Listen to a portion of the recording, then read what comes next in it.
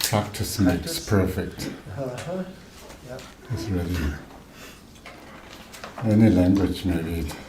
The English is the best language. You can say that.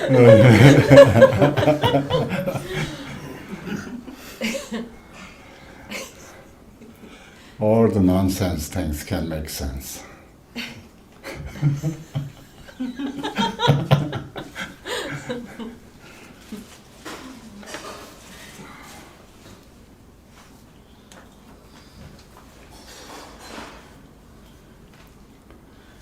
Okay, Ishlama.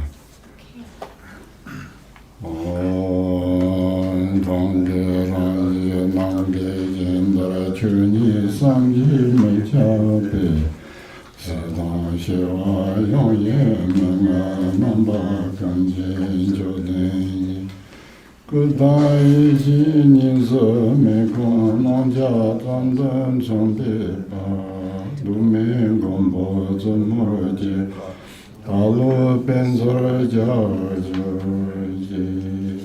Sone Ngonjua Mekalo Teme Tajajin Kosum Don Chujara Pale Lubraji Beranjin Kam Kamda Wamba Sambe Rembe Ramda Remi Jijardo Tuve Chuzur Shindu Mejum Zoba Jimbu Jimdani Dana Garwa Shiva Leje Sanam Yomu Voshanji Deye Bale Meje Durna Mochon Druve Lobanji Kanjir War Mumbara Jangle Namje Manar Jamsen Nabi Mambo Dembe Zonshin Shamsen Jibe Sonando Jidon Sama Shindo Salan Chodo Jachi Ranjin Gunjan Loye Chuyuru Nile Jota Namba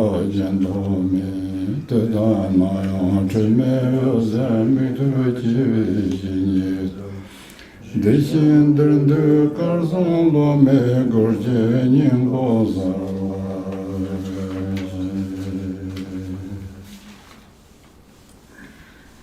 To the conqueror, the teacher of unchanging life, whose intrinsic nature is the inconceivable nature of phenomena like the basic space of the sky, the original state where neither existence nor quiescence ever falls to any direction, where every aspect is endowed with the supreme nature, the indivisibility of space and wisdom.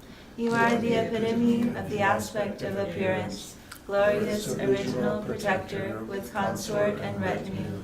May you remain ever victorious within the lotus lake of my mind. The intrinsic nature is primarily unchanging, the object to be purified a temporary stain. Through the teacher who embodies the three kayas, a rain of Dharma descends to completely cleanse all stains.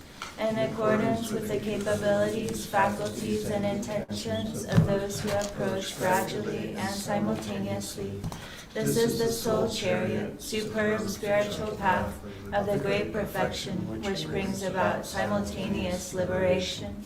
Here, for 1,000,000 ages, the most excellent merit has been amassed and fully dedicated by those who are life trees of this tradition.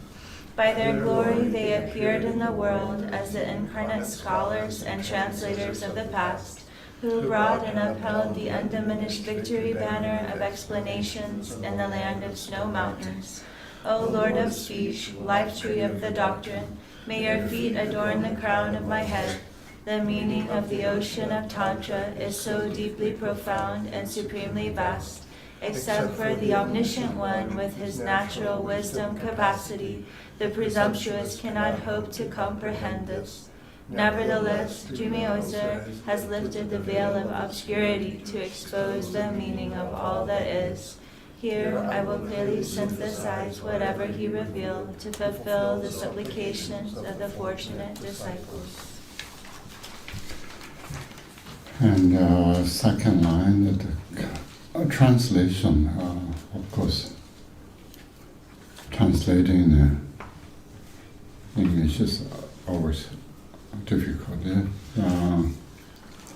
Maybe one day we have AI and replace all the translations that perfectly come out, or we don't know, but it's somehow we need to work on that as well. And here, maybe in the second line or third line, the original state where neither existence nor quiescence ever fall to any direction.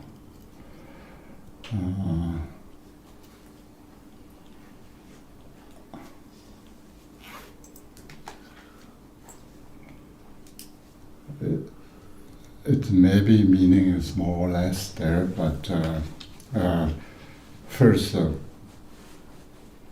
existence means samsara. Quiescence means nirvana. Here, Tibetan, if you still don't know what these two really mean, and so here is inseparability or indivisibility of samsara and nirvana. That's Dzogchen view, yeah. And the Tibetans say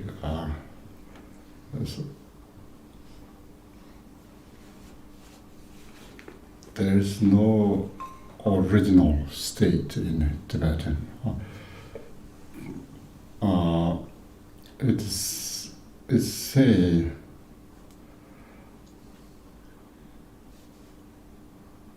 it never has samsara and nirvana. So it's a little bit stretch way to seeing that there is original state and then where neither exists and non-existent or any direction. So that is sort of a more explanation than the direct translation of that.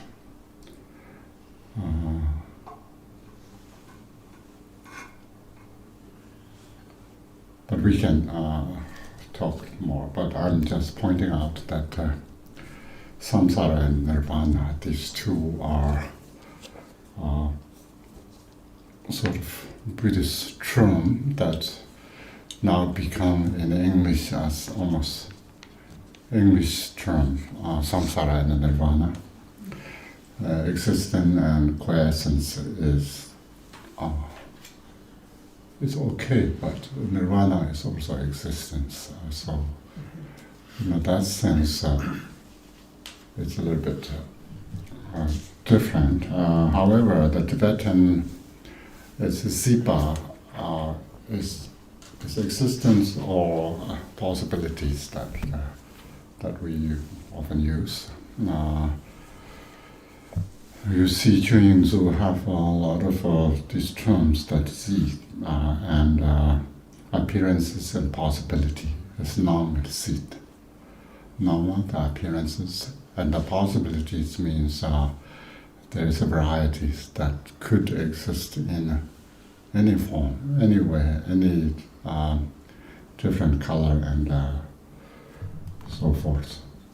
Those are we need to know. Then samsara and nirvana, how these two can become indivisible, and that's the sort of main point. Since Nagarjuna, the samsara and the nirvana are not two things. It cannot be one thing, but it cannot be two. And knowing that is core is view. So view is important. Do you remember view? We have when we talk about 37 Bodhi factors, there's 8 noble paths. Start with will. Anything that first need to be correct understanding, and of course the Buddhist path is based on the understanding of reality.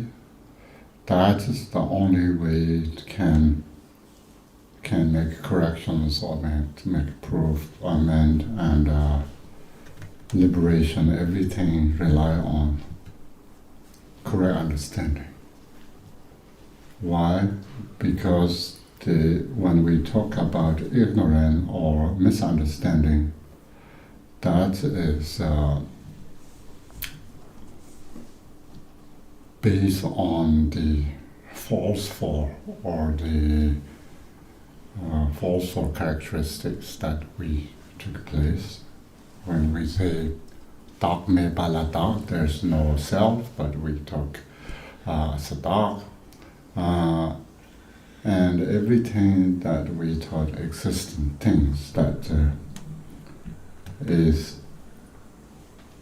in reality nothing exists. So that is the most important part of view meditation. The view is the part that we need to take kind of seriously. Knowing samsara and nirvana are two separate things.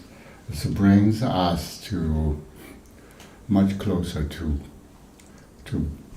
enlightenment, and from this understanding, then we can practice Mahamudra or Dzogchen. It's not how much we can do to change, but rather how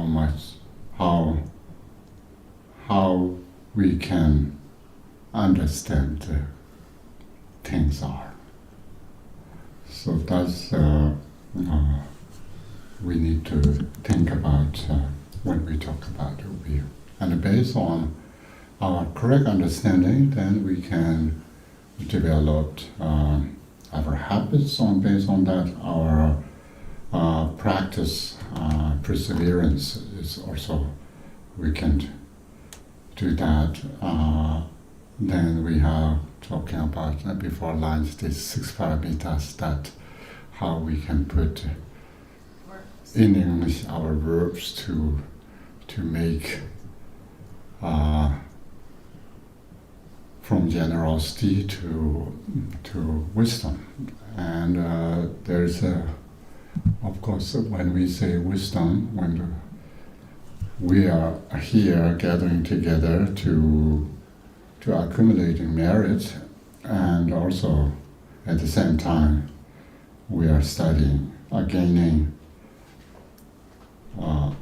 wisdom of study, or wisdom through study, and sometimes the hear up. What is hear up? Everyone probably now knows what I'm talking about in Tibetan. Hear up. Hear up. Hear means understanding or recognizing, cognizing. Rab means the best. So best understanding is nowadays we see wisdom. And this wisdom, prajna, and Sanskrit translate in English now, distorted in everywhere, that we call wisdom sutras, or wisdom chapters, or wisdom. Even when we say wisdom chapter, in Bodhicharyavatara 9th chapter, it's really talking about the emptiness there. That's called wisdom chapter, because wisdom and emptiness, these two are intertwined. Of course, objects of wisdom is emptiness. Emptiness is nature of reality, that correct understanding called wisdom. But sometimes when text that talks about emptiness, it's called wisdom as well. And wisdom chapter, of course, not only talking about the objects of wisdom, but also subject level that for mindfulness and so forth. So it's a combination talking about the reality itself and then how to cognize or understanding or realize that. And then actual stage where really apprehend or realize the emptiness, then subject-object duality sort of dissolve, diminish, then object, ultimate reality become a subject, wisdom and become object, the ultimate reality. In the Dzogchen tradition, we call yin and rigpa.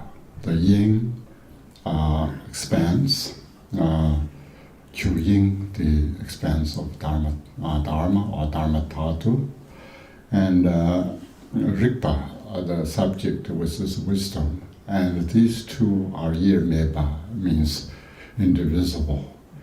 So yin rig yirme is Dzogchen term, and here some sutras and many we can see that wisdom and the emptiness as object, wisdom as subject, but then of course need to dissolve together, and that's kind of deep meditation occupies that first bume is we call directly encounter emptiness with one's wisdom. And that's why the first bume is until first bume we don't call bume because there is two paths already accumulating path and application paths are already been there, practiced many times, also for a long time practice that brings to the first bume. Where first bume, the really actual objects of wisdom, the emptiness and the subject wisdom sort of meet and dissolve and become inseparable. That is called the wisdom. And what we say, generosity, what we use, verb. Beneficent. That. Oh, the verb? Oh, sorry, the verb. Yes, to give out or to generosity. Cultivate generosity. I think we don't really. It's giving. Dong is distribute. Dole out. Dole out. Dole out some generosity. Yeah. Yeah. And then discipline. Practice discipline, engage discipline. I think more. I was thinking that preserve. How to say? Persevere. Not persevere. Guard. While you do vows are. Maintain. I think there is a Passive. vow and samayas. What do you do? Keep or hold. Protect. There is, I think, is aware of that to preserve. What you use in English? No. Like if you think of any vow, like a marriage vow, Mhm. I thought there's one, but maybe. And then patient. Maintain patience. Develop patience. Develop patience. Practice patience. A Hold patient patience. is sometimes need direct reaction. It's not just developing. You need to sort of immediately is aware of and also How about rouse? Recognize patience. Immediately aware. You know, they say rouse confidence. it's Tibetans gum, but meditate or the observe. Observe. And be ready for that, to aware and to be ready for that. And then we say perseverance.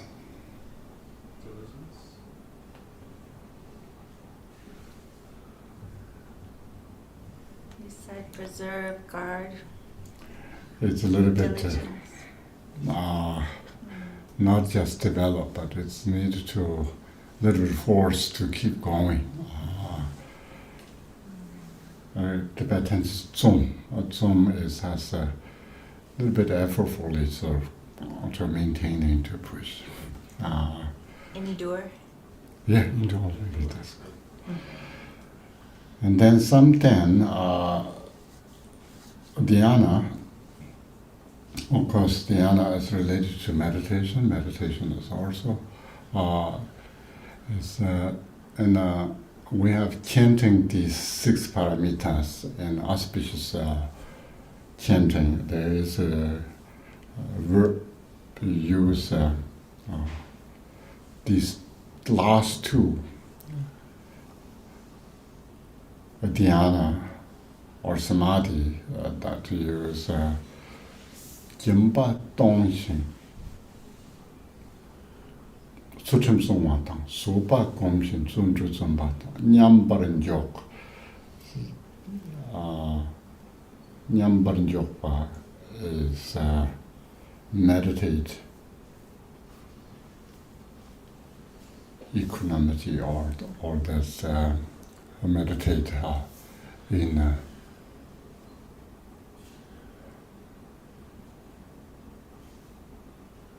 Nyambaran Jok, settling in equality or equanimity. That's the samadhi that you can do.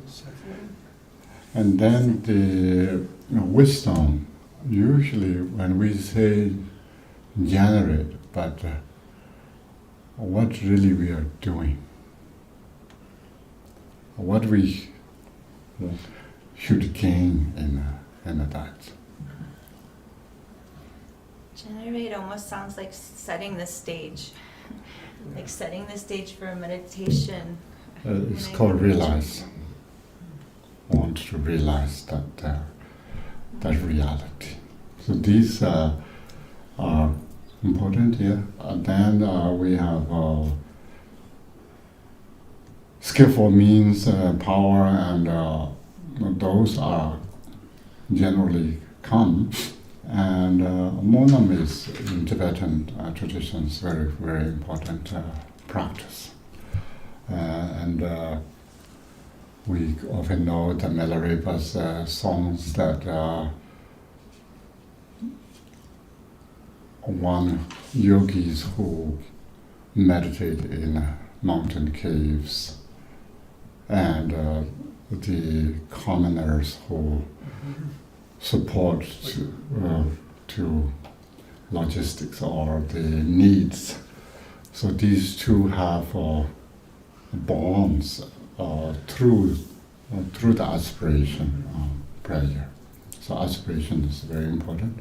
You can see any practice, long or short, or sadhana, and always have some aspiration prayers. So we call munam.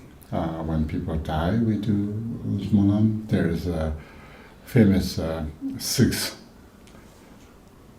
munam monams and generally do. Then the 12 that we have in your mind, because you have different monams, and the Kuntu Sangpo Monam, and the Mahamudra aspiration prayer, and Jingmi Lingba's Dzogchen, the ground path for prayers, and then Chiangmei Rinpoche's this Dewa Chen, the Amitabha Pure Land aspiration prayers, and so forth. Why these aspiration prayers or aspiration motivations are important? One thing that once we become Buddha, is there's no individuals running around. It's become reality. Only benefit through what we did, aspiration on a path. That will rise and that will benefit others. And that's why different Buddhas appears in the different years, and the different teachings appears, and so forth, based on or due to their aspiration on a path. And then we have Yishi, that is, of course, Shirab and Yishi, these two are very ancient term, and also Tibetans took these two are slightly different. One is the best knowledge, so knowledge you can increase on a path maybe, so that's why Shirab or the wisdom is you can. And the Yishi is really not just knowledge, but it's more what innately we have, this innate wisdom that either we can Buddha nature or our wisdom, and that is the Yishi, gnosis. Yeah. And those are the oceans of that. Oceans of that are means. So this inexhaustible power and methods and aspiration and wisdoms have Buddhas have, or Manjushri. And now we have this verse 38.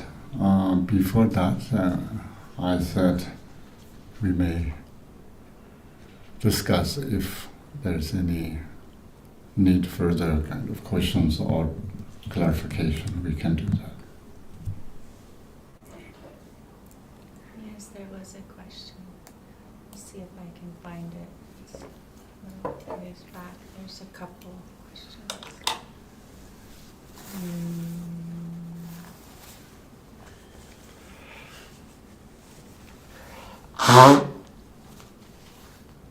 Even from here, our room. Okay, I found one Mm-hmm. from Ryan. He says, Kimpula, you mentioned we need to do Guru Yoga to receive blessings from the lineage. My question is, do we need to do 2 separate daily Guru Yoga when we practice Tantra and Mahamudra, and like Kagyu and Dzogchen lineage? Or can you share with us how to do it and which text we should use? If this is kind of appropriate for some of us that do Kagyu and Dzogchen, but that's what he's asking. For the Guru Yoga, what we should do, if we need to do 2 different Guru Yogas daily, or what would you recommend? Mm-hmm. Yeah, my 2 main root gurus are Gachi and Nyingma, 2 gurus in this monastery, even called Ganying, and obviously Gachi Rinpoche is doing Gachi and Nyingma. So it doesn't really matter which lineage you are chanting. chanting or practicing. The Guru Yoga and Guru lineage supplication are two different things. Guru Yoga is one deity or one person you are practicing. For example, we have True Gurujian's Guru Yoga and Garchen Rinpoche's Guru Yoga. So these are totally two separate things, focusing on that particular person. And then Guru Yogas, we talk about Guru Yogas cooperate with the deities such as Gajadhara, Milarepa, or Jigten Sampong, or Nyingma tradition Guru Rinpoche most of the time. Then it's a little bit more complex sadhana that intervene with the Guru and so forth, because actual Laminanjo, the Guru Yogas of Gurjen or Garchen Rinpoche, you don't need to visualize Guru as another deity appearance. You can directly visualize whatever appears your Guru is. And that's it's not necessarily you need to do for the Dzogchen, the Guru Yoga this, and Mahamudra, Guru Yoga this, but of course you can do that. But I think if we are ordinary beings, we are always biased and a little bit preference. It's really interesting experience that when we to Gurjen Rinpoche was giving all these Dzogchen teachings, and in the end he asked each of us, do you like more Nyingma or do you like more Gaiju?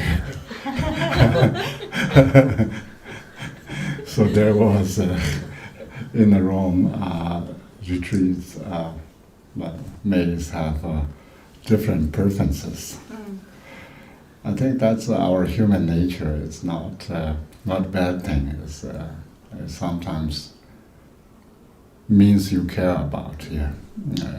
Not you are against something, but you care about dearly about something. So it's good to have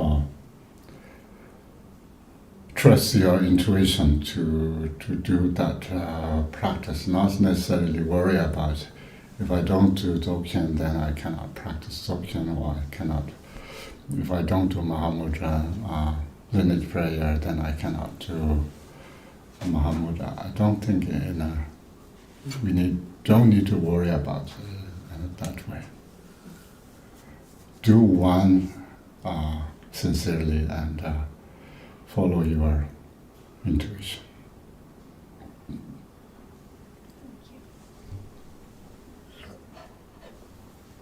Yes. Can I ask a question? Yes, a little bit louder. Okay, so at the beginning of the session, you explained the Yeshe Lama supplication prayer, the second sentence. The original state where neither existence nor appearances ever falls to any directions. So existence means and presence means nirvana and samsara.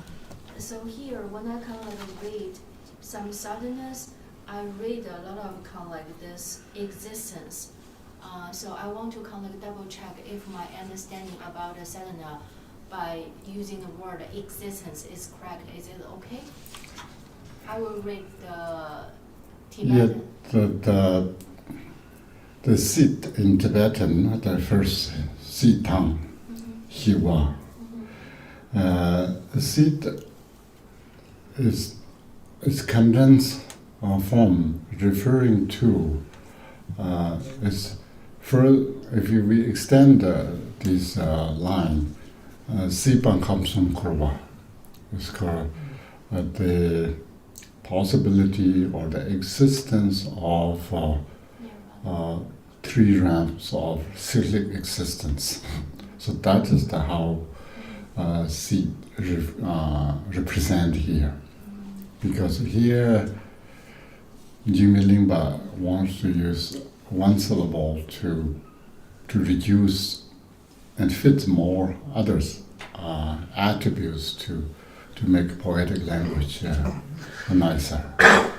And Hiva is peace, really means we call nirvana, or peace. Nirvana is peace. The peace, but this Tibetan can extend to say Hiva Nyangye Lindeba, the peace which is nirvana, free from sorrow.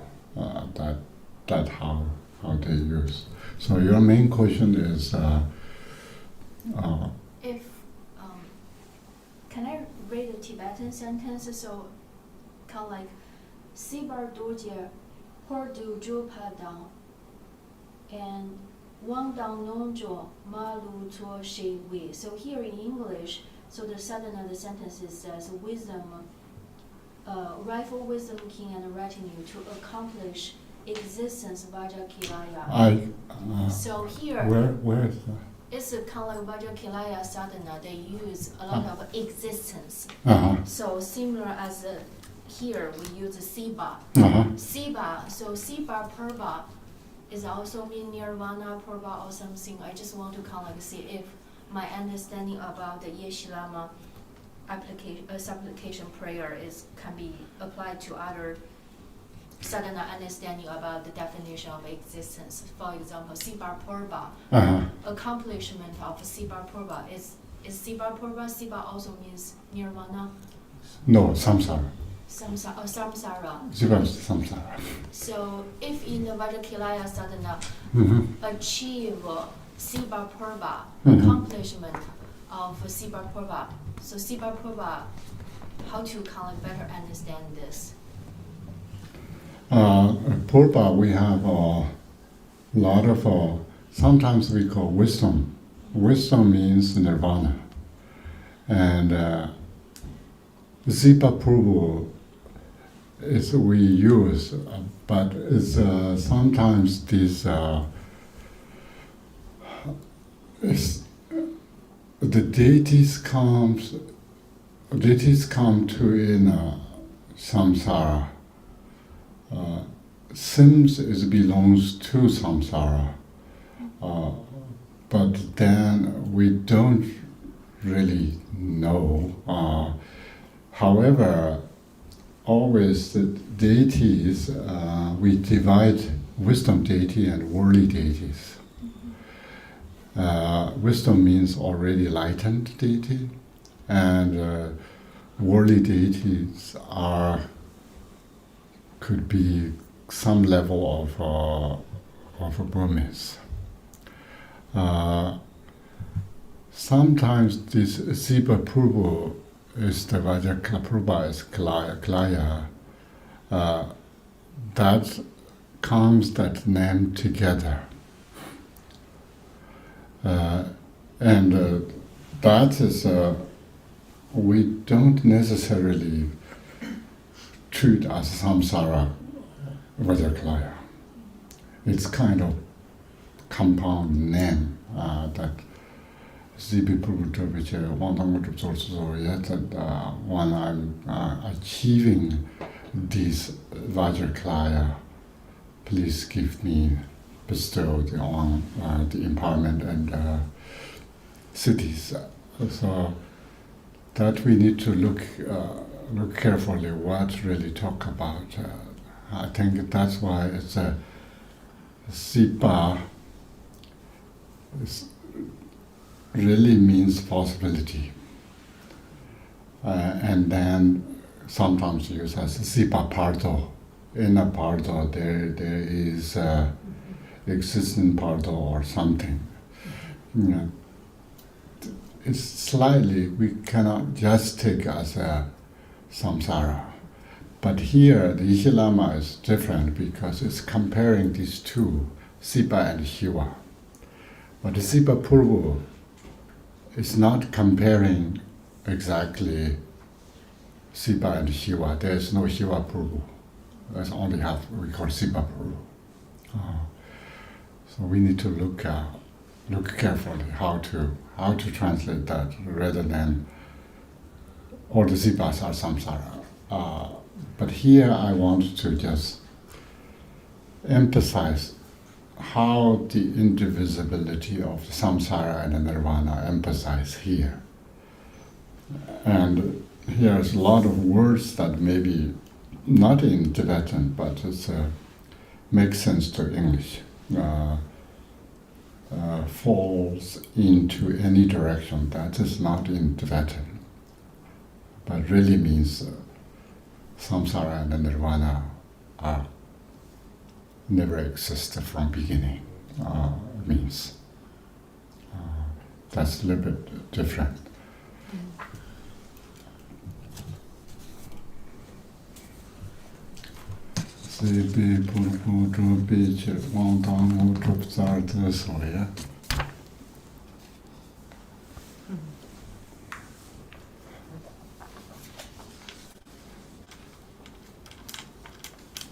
No questions?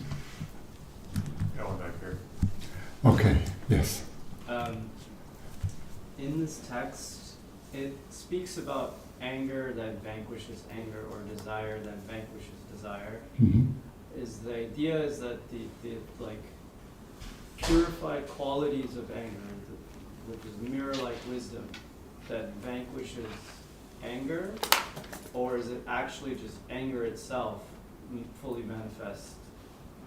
Like, what's the yeah? Yeah. The mirror-like wisdom is the result of purifying anger. Yeah. That's general understanding. If we can go closer, then the nature of anger is mirror-like wisdom. So Either we put that as a pure or purified. It's Tibetan is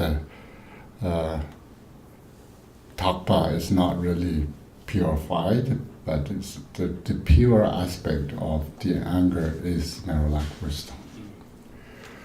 But mirror-like wisdom is, you can see Yexie. Yexie is already there. We cannot produce or generate this type of wisdom. It's called Yexie. It's not Shira. The five wisdoms. And the anger, how we treat anger, how to purify anger, is necessary to purify anger. That's our sort of question. Sutric level, somehow we need to think in the basic Buddhist teaching. Of course, anger is a problem and we need to purify it. And the antidote of anger is the soba, the patience. And that these two are kind of canceling each other, sort of antidote. That's why it's saying that there's no sin that's bigger than anger and no virtue that better than the patient. Patient or soba, yeah, patient. Sorry, I did say perseverance, patient, yeah. And then comes a little bit slightly to Tantric tradition is changing the view on anger.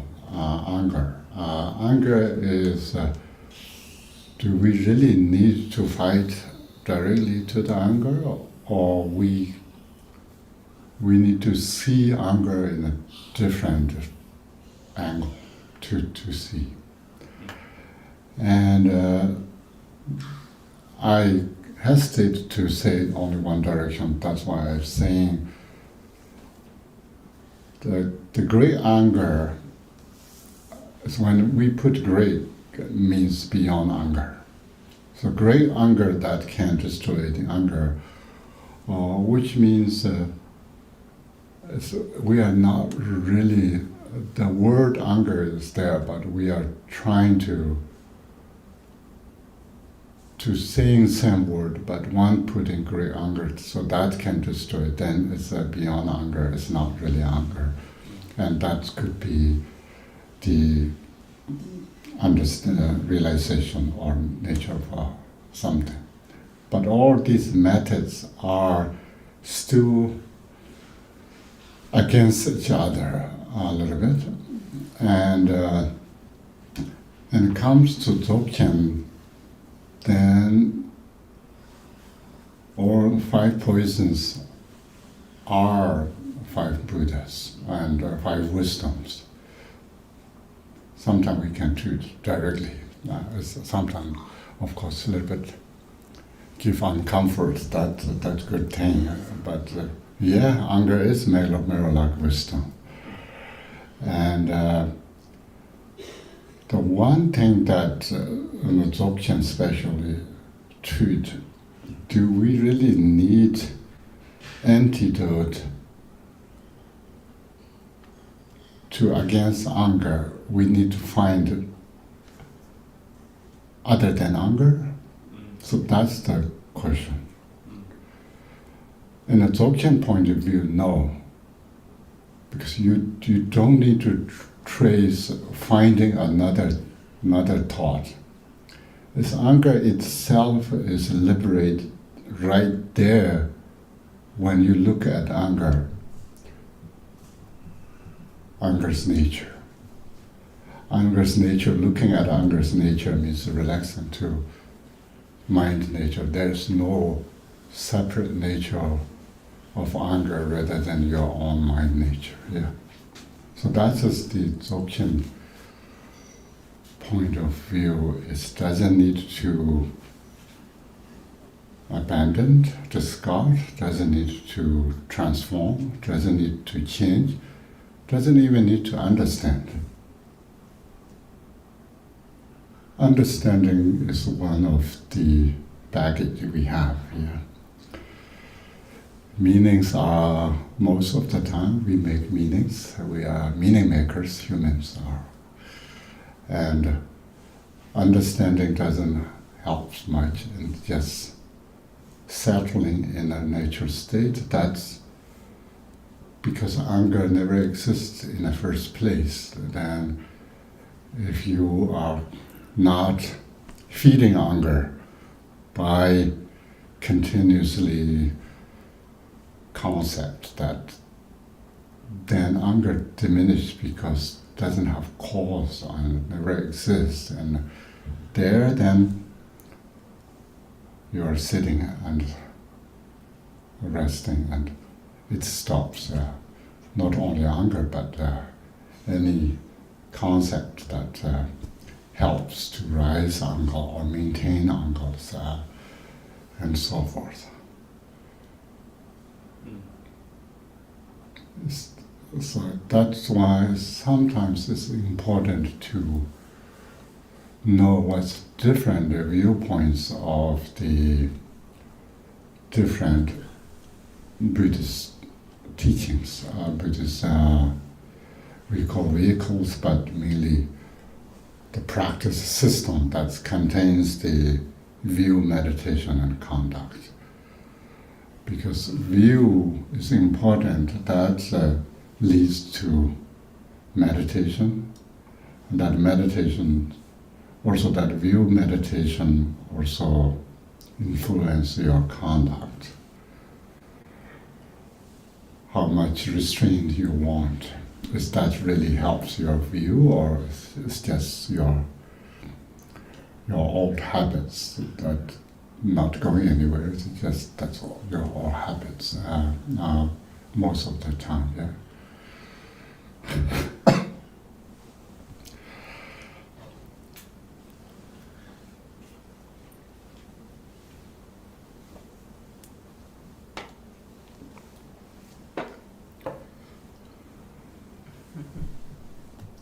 There is one question following the samsara and nirvana. They Okay. say if samsara and nirvana never existed from the beginning, then what are we experiencing right now?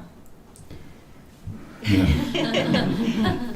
That's just a, I think, very good starting point.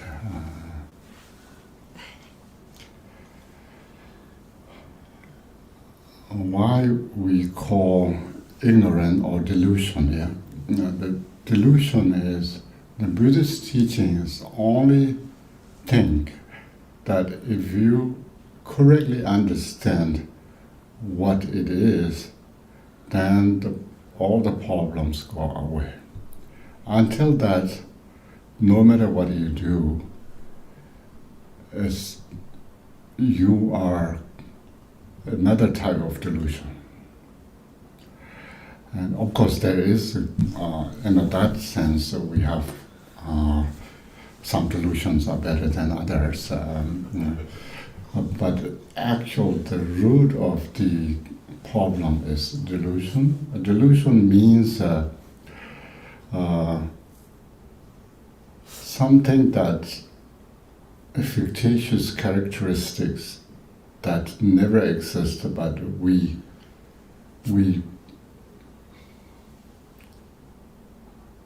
conceptually kind of create that, and then we take that seriously to exist.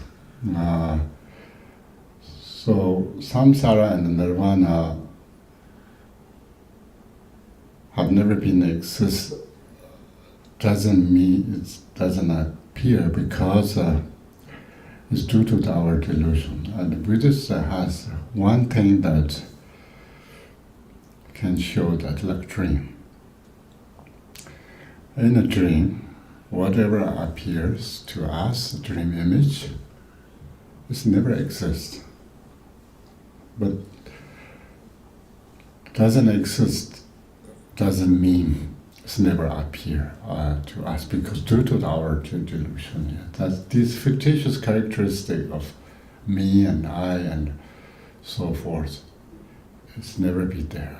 And that's kind of starting point to see samsara is a fictitious thing, and that's delusion on seeing samsara exist. That way is called existence, and due to that, then we need opposite.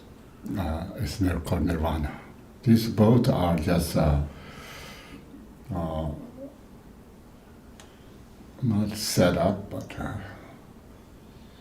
it's not rise, but it's appears as existent. Yeah.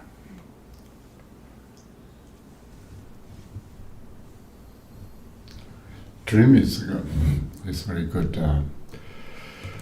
thing that if we think about. I mean, if people can argue that, but if there's no mind, then how can dream appear? And if there is daytime, seeing people or knowing something, how it can appear? But that is sort of a cause for the delusion. But the actual, whatever appears in a dream image, that's when you wake up, it's disappear, which means these dream images go nowhere and be nowhere, but it's just disappear. It means it never exists. If it exists, then some level it should be there, yeah.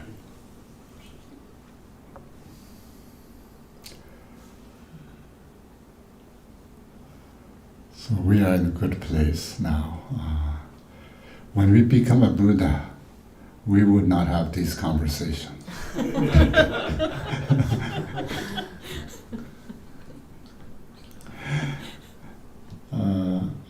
In Europe, I had this. Do you remember one of my? I give evening teachings there, and one of audience that after Siji approached me and say, interesting, this is interesting. And when God Rinpoche was giving teaching, and then one of his students say, does green Tara exist? To ask Kala Rinpoche. Kala Rinpoche's answer was, green Tara knows she does not exist.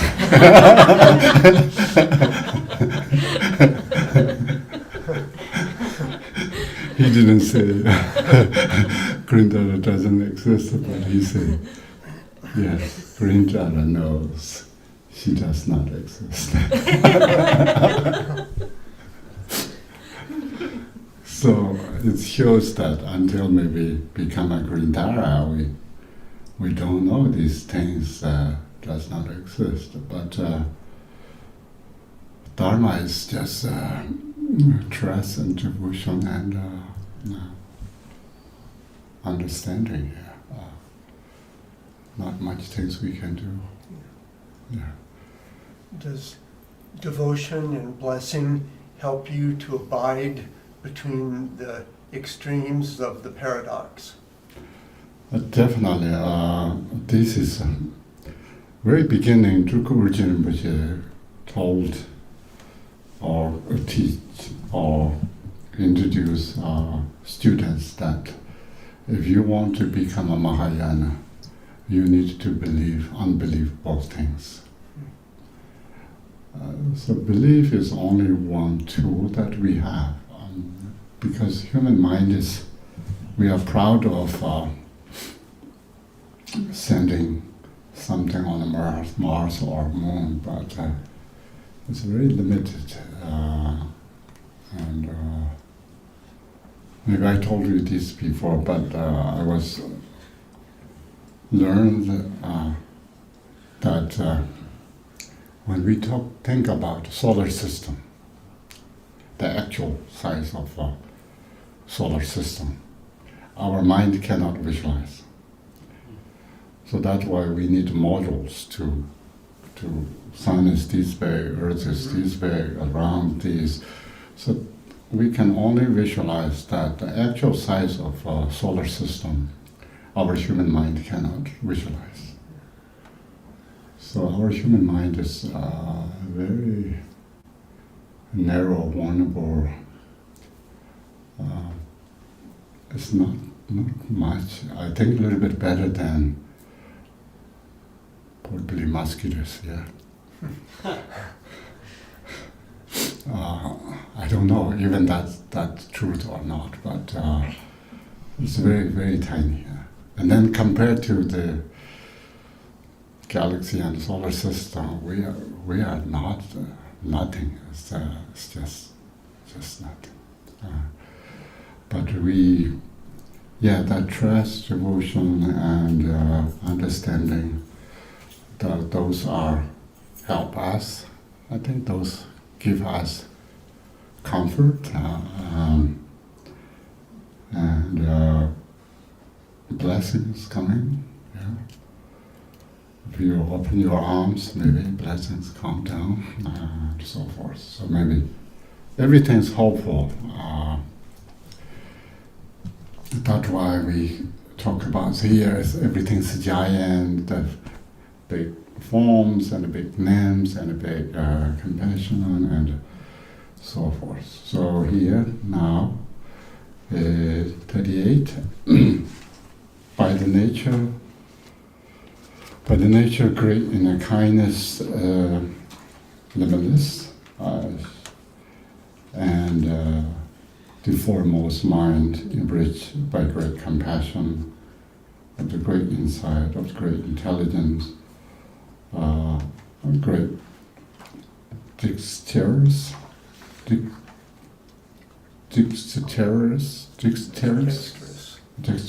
one, with methods ever great. You can see here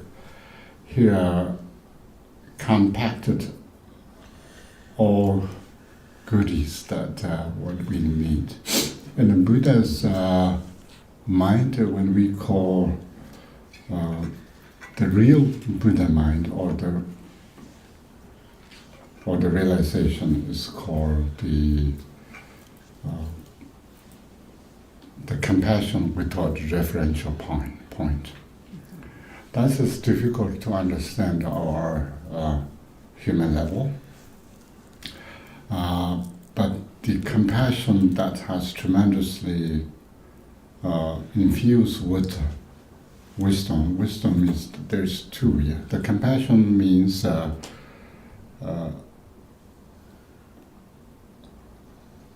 if we think about the bodhicitta is one thing.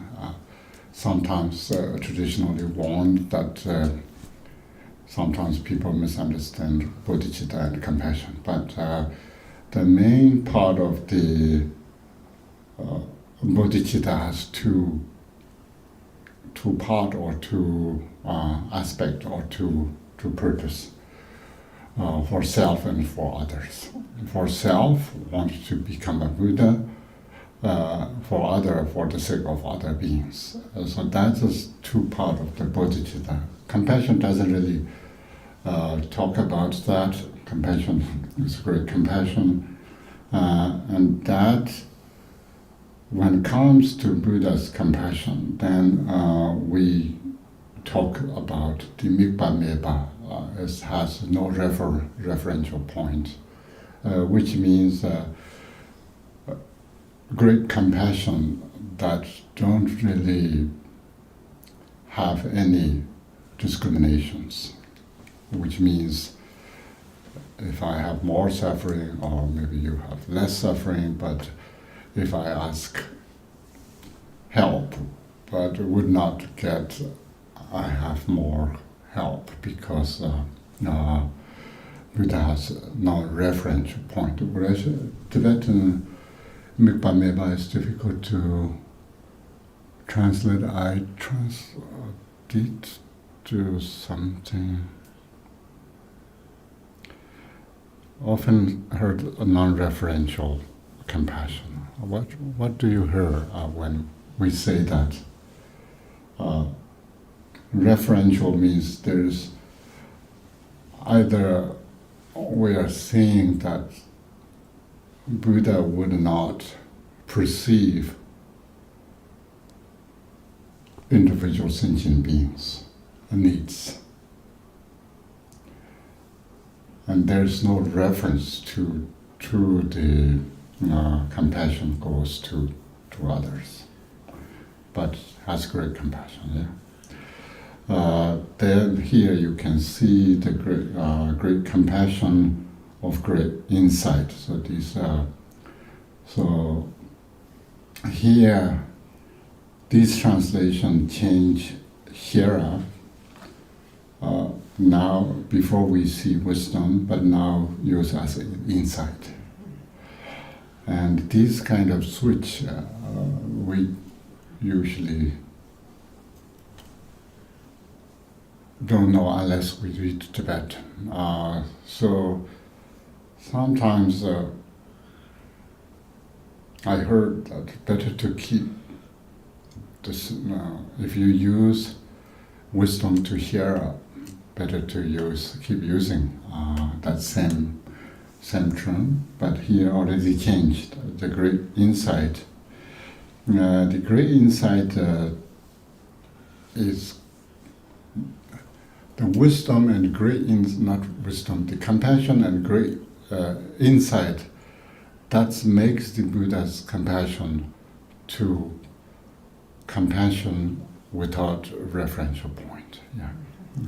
It's easy to say, but difficult to understand what's really going on. Maybe that's Grindara knows she does not exist, but we need to go to that part maybe sometimes. Other than that, it's a little bit difficult to see. So these two are often used as two wings of bird, the compassion and wisdom. Without one, others would not function well. And in the Mahamudra prayer has very nice way put in the karma plus, third karma plus Mahamudra aspiration. Tony Tokna Ningjimong that if you realize emptiness, your compassion naturally arises. And also, while you are being in the compassionate mood, you will realize the emptiness directly. So these two are the main practice. Of course, the compassion has three compassions, but if we want to talk about that, I can also do that. So three compassion means if you are really see a person or you get physically suffering or mentally suffering, do you see actual suffering? Do you want to help that person? That is called you are focusing on sentient beings to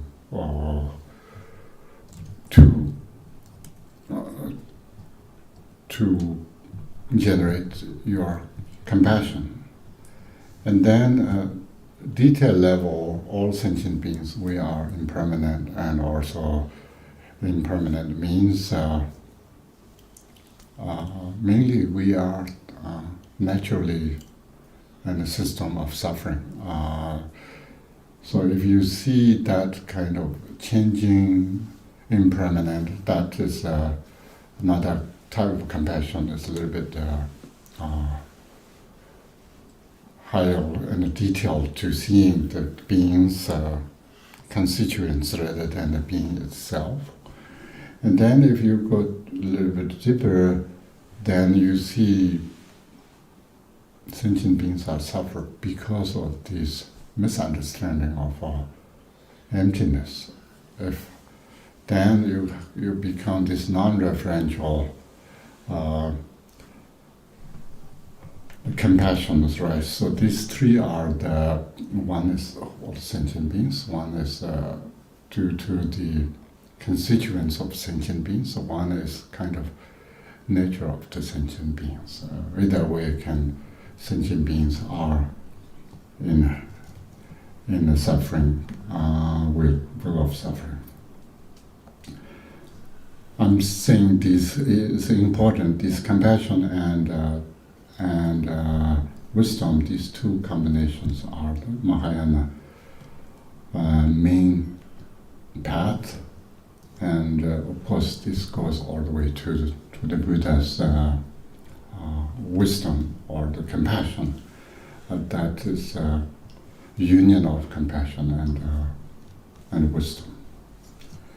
And then we have intelligence and these loving kindness and compassion and wisdom and intelligence, or in there.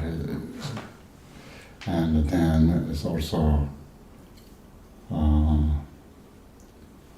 Greek skilled or Greek erudite or whatever, and Kepachimbo and Tapcheva, Greek method, and so forth.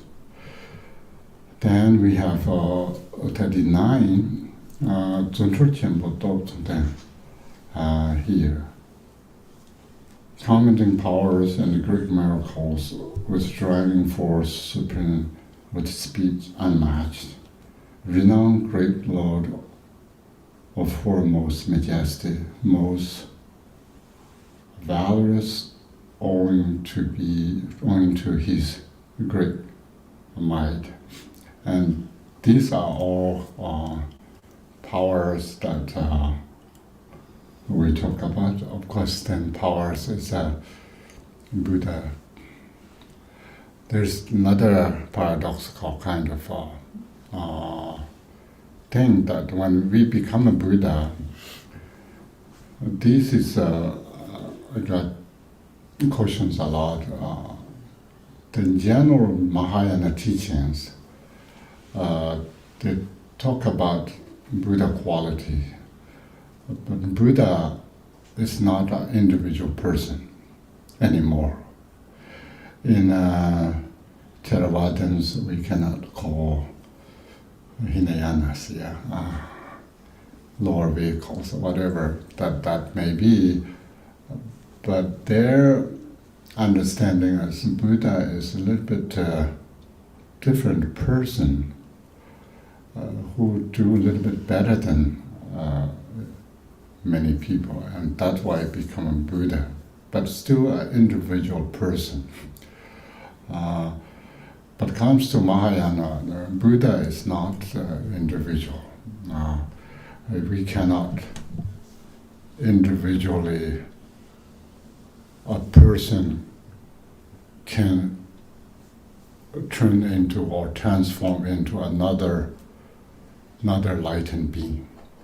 That's not going to happen. And when we become a Buddha means we become a nature of phenomena. And there is no separate Buddhas as well.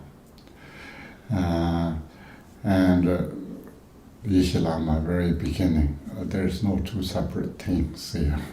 The nature of phenomena or nature of Buddhas, there's no two separate things. Now, what here say, I don't know English very well, but whose intrinsic nature is inconceivable nature of phenomena, like space, like basic space of sky. There's no separation in a Dharmakaya. The real Buddha is Dharmakaya. But then, our sentient beings, we want to get Buddha's help, and we are deceived by everything. Yeah, it's good to have something that deceived by good stuff rather than bad, but it's still deceiving. That's why we have hopes. We have something for us to driven, and we want to do something. So all these powers are mentioned, but I'm saying these powers are in the Mahayana tradition.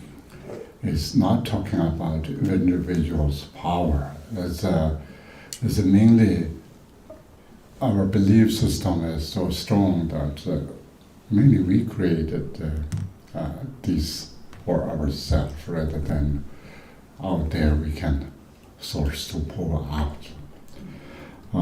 But of course, we can take seriously to practice and get all the helps what we want. Anyway, we don't have any problems. So.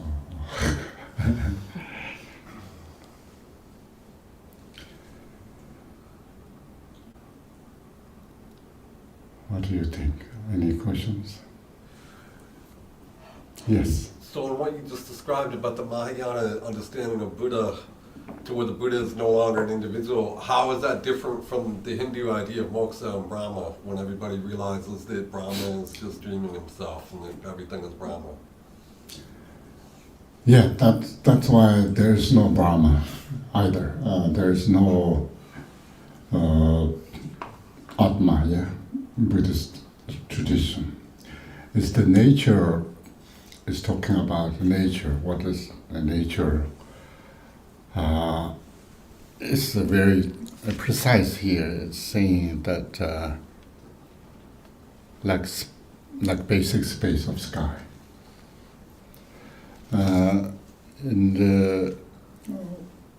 Everything appears good or bad, and so and ugly and so forth, due to our own kind of some are karma, but some are our own wishes, some are our own plans. So that's we can see how people see things. Even this great country, two parties see each other a little bit differently. So the seeing seeing doesn't reflect the what actual stage, and when we say delusion occurs, then anything can happen. But in order to remove this delusion, then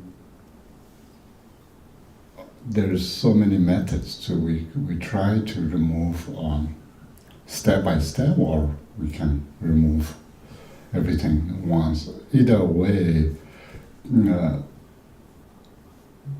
that our thinking is having a Buddha, having higher beings to helping us is more comforting than nothing there and no one helps me, and then I'm doing myself. It's a little bit different, but a little bit different from the Brahma and Atma and so forth. It's a little bit different that there's not talking about there is great beings out there either.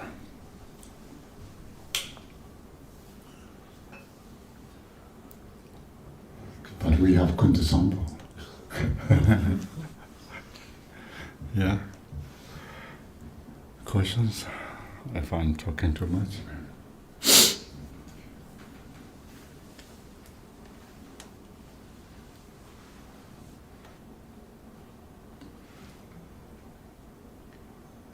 There was one earlier about the 4 jhanas again, but let me find it. I don't know.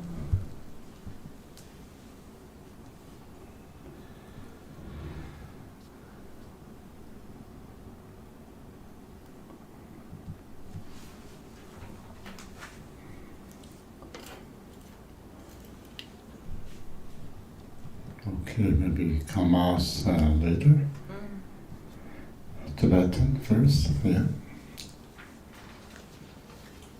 Sibirwa Jimbon Jan Chashin Doji Jimbon Chong Chaba Jimbo Jashu Si Jishin Jiba Shiba Gombo Renjo Jimbo De Lama Sanga Chivin Jo Tirpa Jimbo Solani Tirpa Jimbo Sorjin Jo Sanji Lombar Nangzi Je Toa Jimbo Tujin Den Sanga Surjin Lijin Sanga Surjin Dan Yi Parora Jinju Toba De Parora Jimba Julani Parora Jinju Toba De Parora Jimba Jizo. There's a lot of 10 Burmese are coming. Yeah.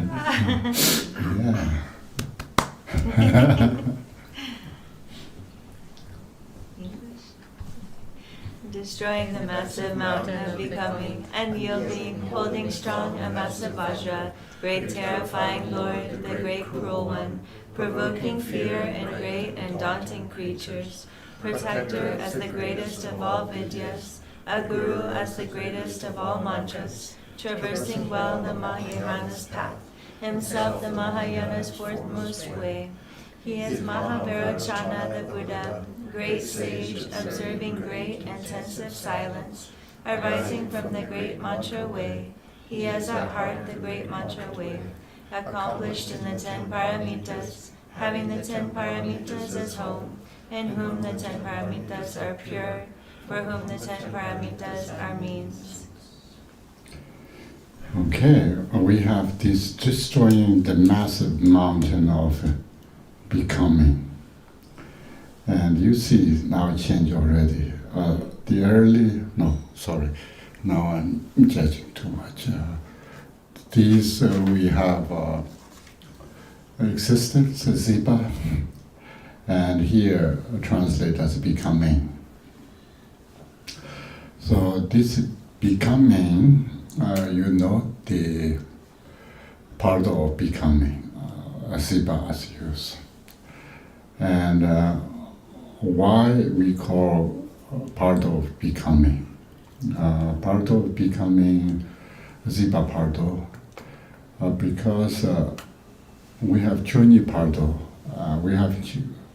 we talk about 6 Pardos or 4 Pardos, but 4 Pardos are most important Pardos that dying or then we have, after dying, we have Chunyi-Pardo, the Dharmata Pardo, and then we have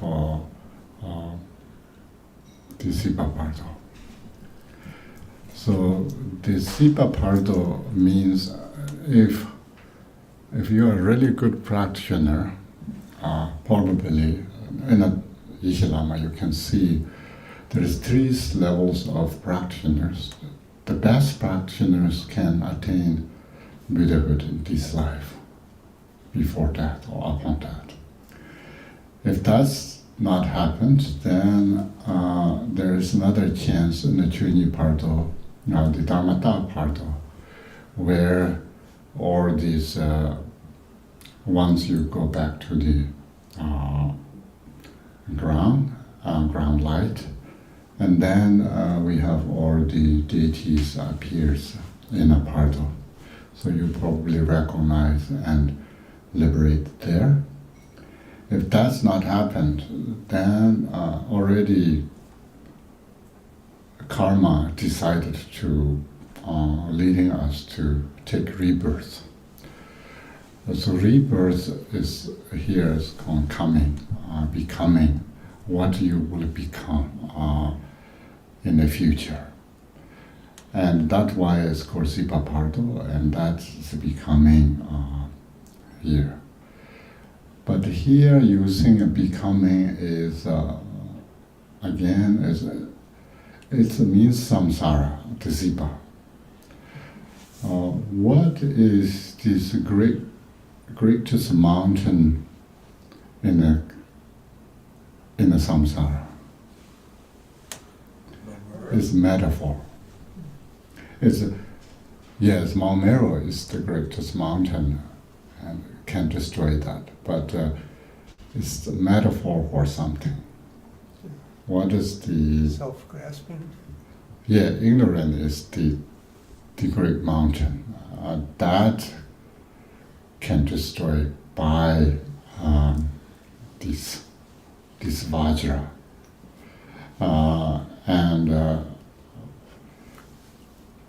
And one who holds this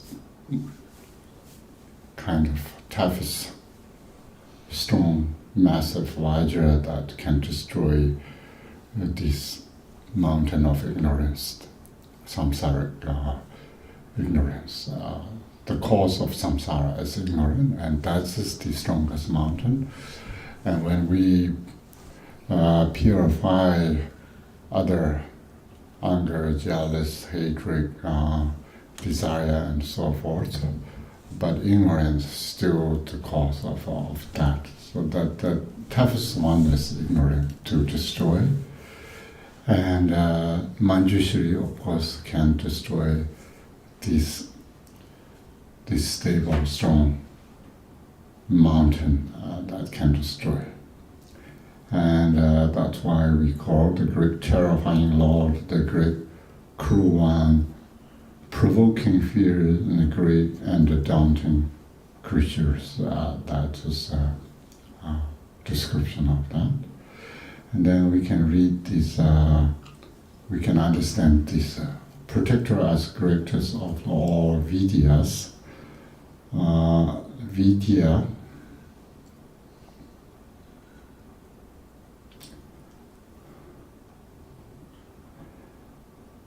so Vidya is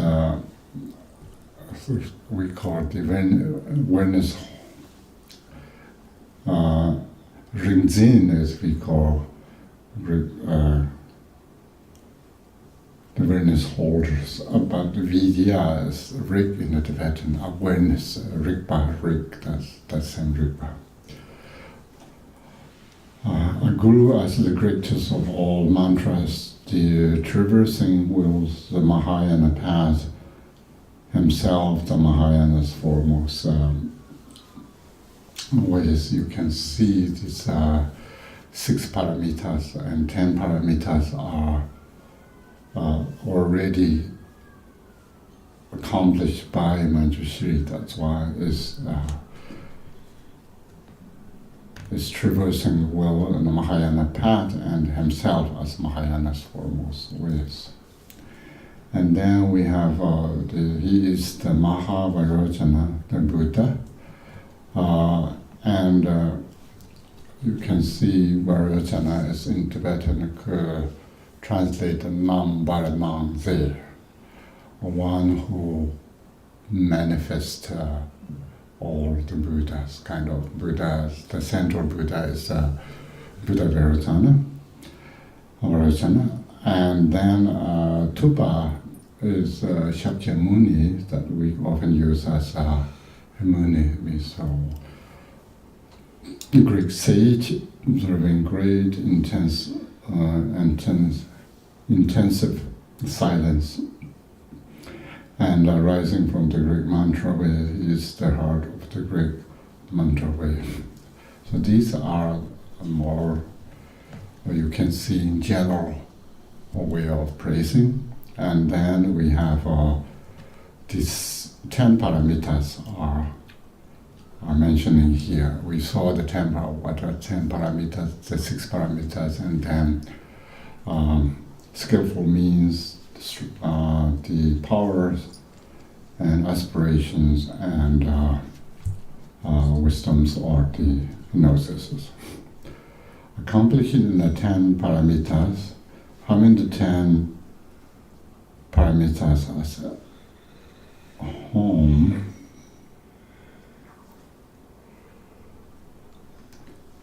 interesting.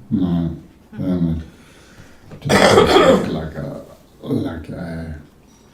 verb, but it's translated as a noun.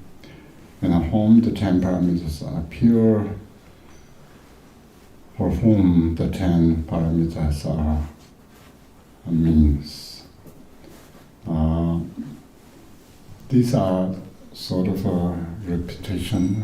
We have, if we know 10 parameters now very well, so what the 10 parameters are doing, and 10 parameters, the 10 bhumis and the 10th bhumi, so the last bhumi of the bodhisattvas, and then 11 so forth is Buddha bhumis. Okay, maybe we chant this and then stop for a break, and then we can come back to discuss this. Gombo sajo jude sajo la ne babu sheju nam da da ni jen sheju nam da jwa nam ba je bo ten ju ten to wa do ju ja be da kun je ten ne ma lu chi nam ju wan den che wa to ba me ba ju me da ti shi ni ta ta we da den ba ma xin chen men ju shi me ba je jin ni me ni so me ba ra dong yong da ta la nam ba ne da me sen ge da tan den ma te re da ngen je. Okay, maybe here, if you read Tibetan, there is one misspelling or typo, but I think English you cannot do much. Then Burma, yeah. Okay, stretch a little bit. Stretch, stand up, and have coffee or anything that helps you.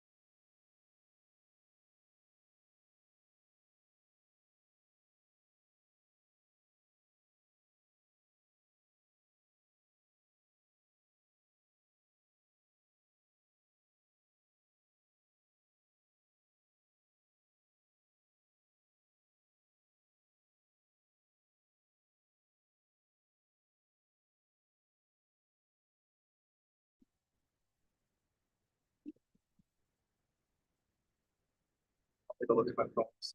That's-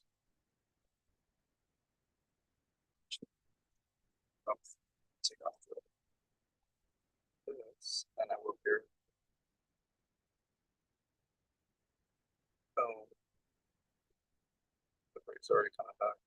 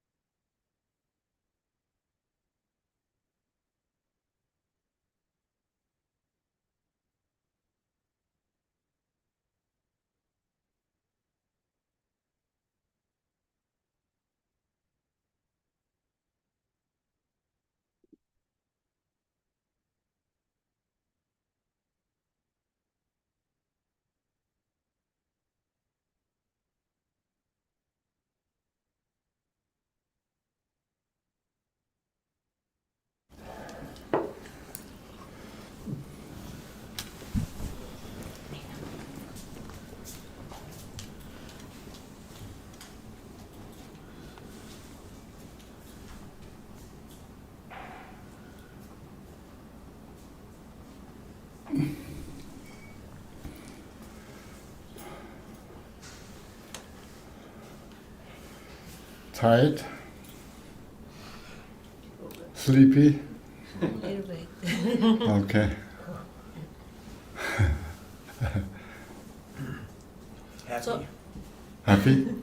Okay. Yes, happy always. That's important. Yes. If you want to have a representation in your altar Uh-huh. of a Geshe Lama, it's just enough with the book. But if I cannot get the book yet. Okay. This is a book, a translation. If I would say if you can get another book, it's a little bit more close to Tibetan translation. The other one that you show us in Vermont. Yes, yes, that one. And you say you cannot get now. If I cannot get it, do you have another representation to put in your altar?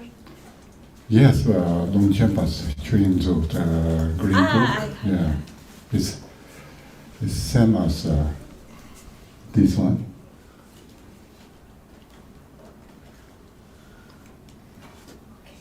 What's this one? What do I have here? And at, Maybe something good. Yeah, this is the Longchenpa's Chuinzu. And of course, people are very, very clever. comes to Dharma publication, they try to as cheap as possible. And we are here, they print in Nepal. So that's why after a few weeks it falls apart. That's the whole idea of Dharma, yeah? There's a pocketbook of the Chingzu now too. Can you say one more? Like a pocket, one you could put in your pocket. They just started printing the Sangye Khandro's version. Yes, I'm saying this kind of, they have really good motivation to print Chuyingzu in this way, but then comes to qualities, Oh, I see. they try to save money to send in Nepal, Oh, I see. and then the nice book will fall pages in a few days apart. And so this is one of them. That's not Sangye Khandro's pocket version. Oh, it's not? No. She gave it to me actually. Oh, it is? Yeah. Yeah. Oh. I didn't see the gold leaf on it. Yeah. Yes, treating Dharma is nicely. It's possible. Yeah, it's good, but sometimes money talks.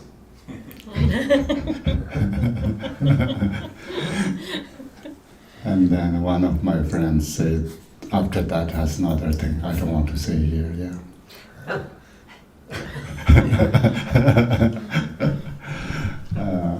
Everyone knows that. Yeah, it's that one. Now I think in the English version, they make a pocketbook, a Chuyingzu. Seems better quality than printed in Nepal. Somehow these papers doesn't hold so well. So anyway, those are good books. If you want to keep, you don't want too many books, but still have some support of speech. That's important. Yesterday I talked about this.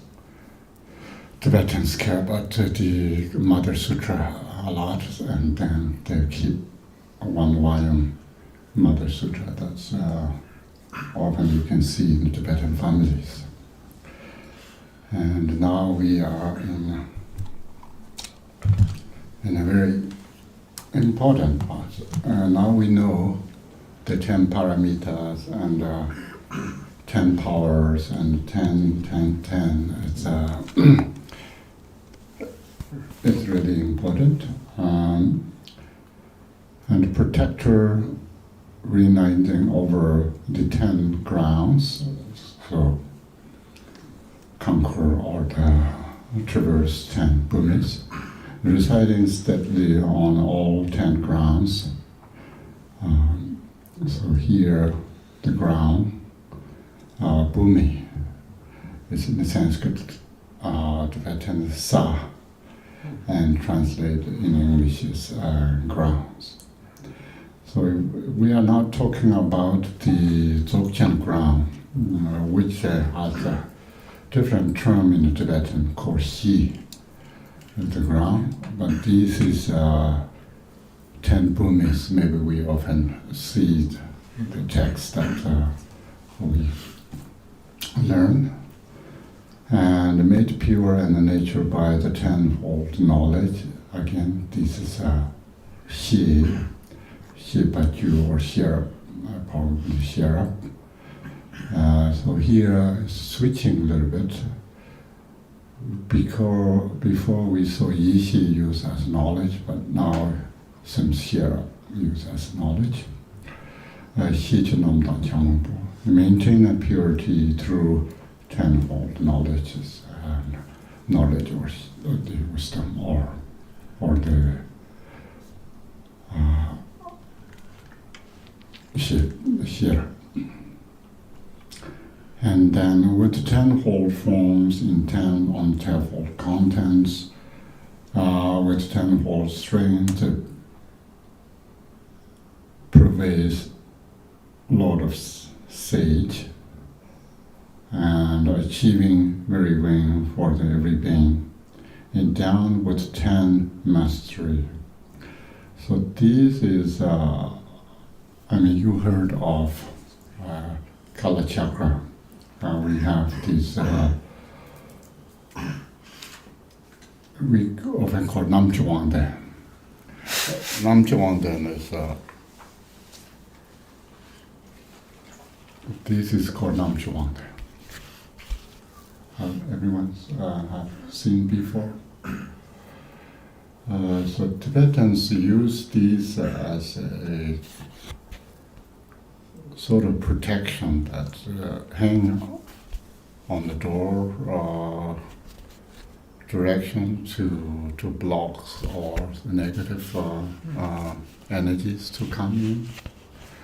And this is the powerful for Kala Chakra. Anyone know what is this?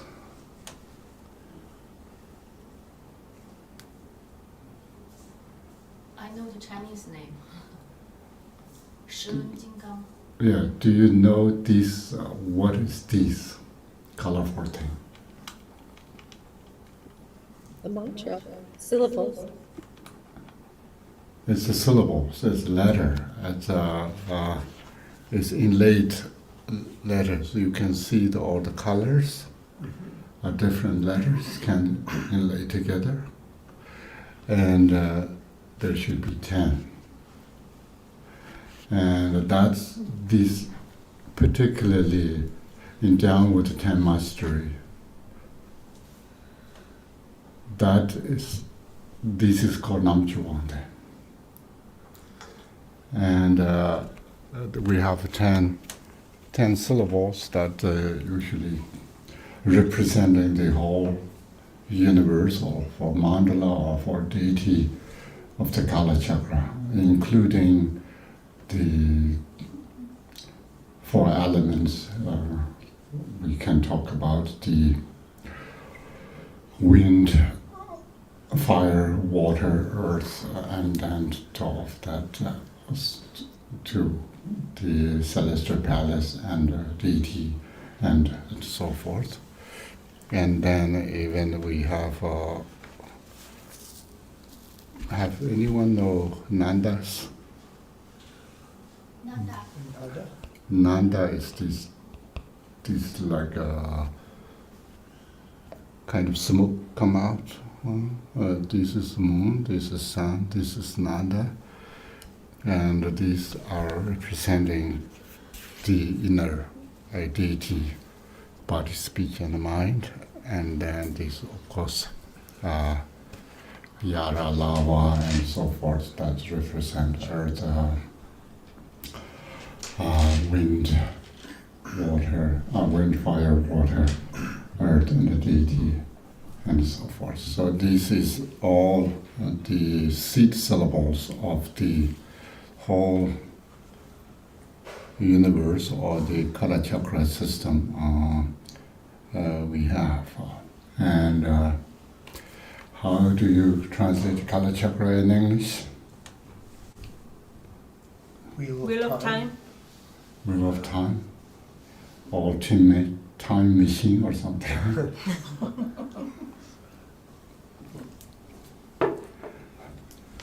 What we say Kala Chakra is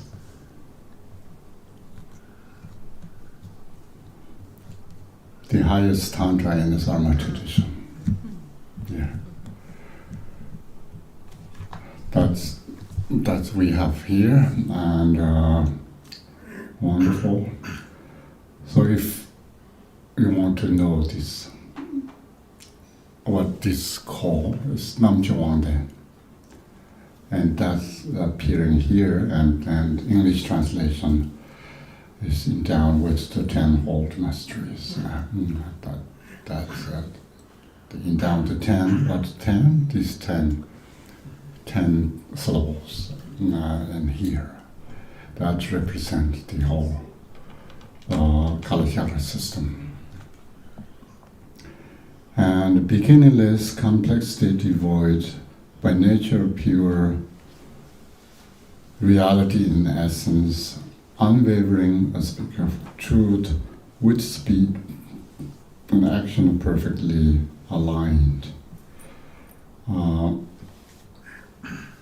Here you can see, of course, in the Tibet, people sometimes try to avoid saying Atma, dark. And here we see earlier the great anger and great jealous and great desire and so forth. So which sort of avoid beyond the self in a sense. And here the first two lines both use as a dark. Dark means Atma. In Atma comes in the tantric teachings a lot, the self, our great self. And this self is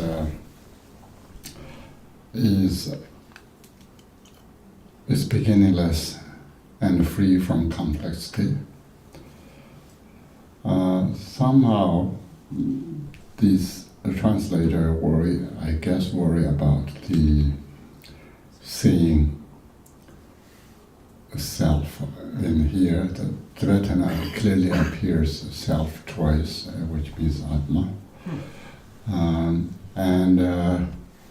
This self is beginningless and free from complexity. And the self is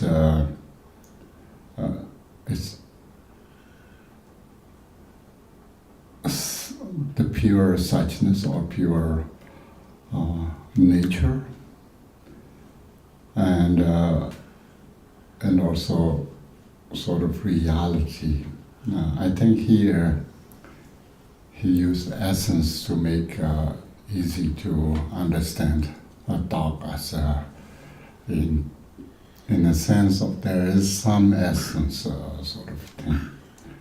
So even you read Tibetan fanatic, that first two lines ends with a dark here. We cannot really write dark in English, but dark kind of D-A-K. That means self. And this self is pure and also free from elaboration or complexity. An unwavering speaker of truth, then with speech and action perfectly aligns. Always tell the truth and also action align with that true speech as well. And a teacher of the non-dual truth, non-dual stop at top reality's most lofty peak, with selflessness, his will the lion roar, installing fair and dear like missless seekers.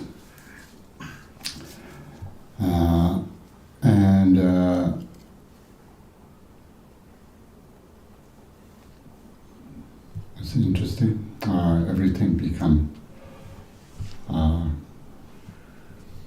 noun here. Tibetans or a verb. Teaching sort of non-dual.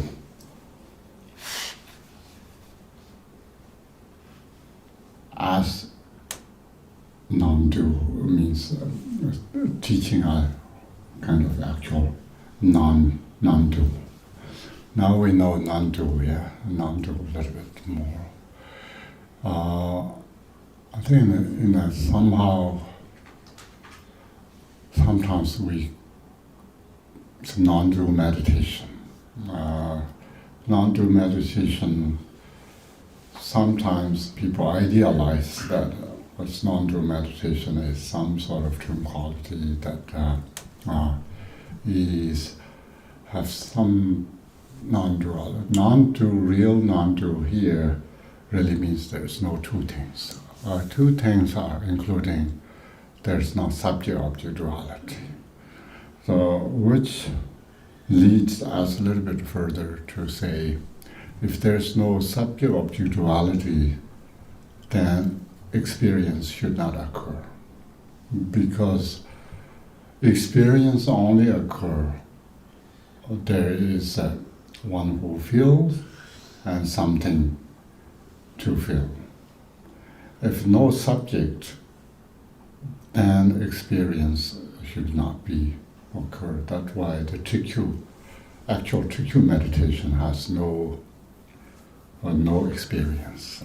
Now, is that try to understand as too much in there maybe, but we need to learn a little bit. We can bite a little bit more than what we can chew.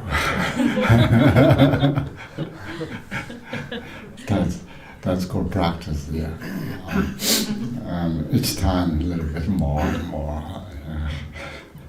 And so this is the real teaching,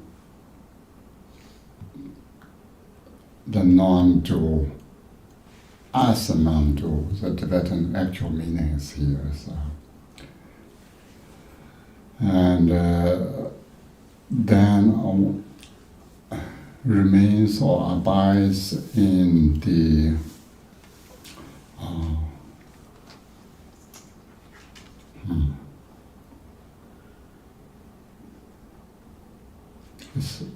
It's quite interesting. This translation has a lot of freedom, or what they call license, like poetic license. Yeah, in Tibetan say remains or abides in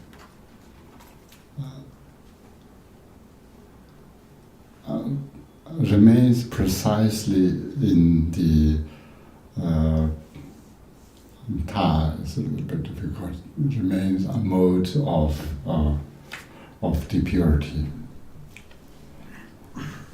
and with selflessness, his lion roars.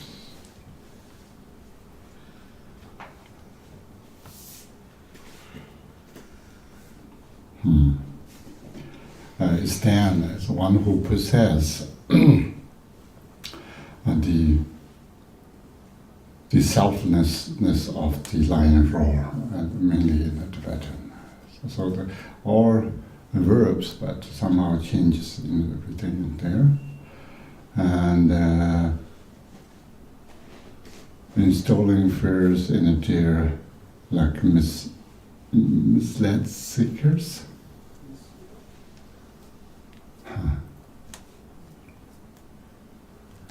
It's mutik is Tibetan's translated from Sanskrit. This mutik is really means a non-Buddhist believers, and here translate misled seekers as well. Usually mutik is very common usage of a Tibetan term, but I never see English use misled seekers. Anyway, it doesn't really matter, but it makes this roar of. Do you say deer-like because they're innocent, or like?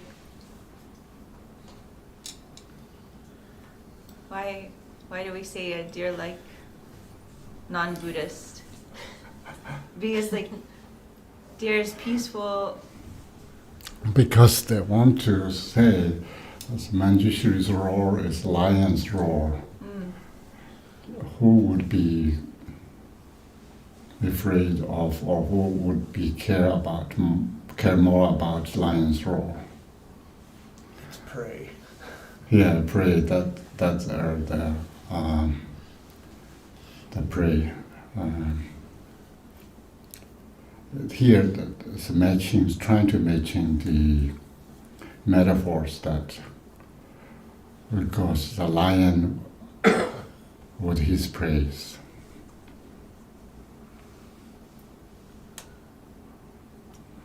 We humans have, I don't know, good old days, we have house to protect lion or not, but at least a little bit less afraid of lion, at least we can avoid, but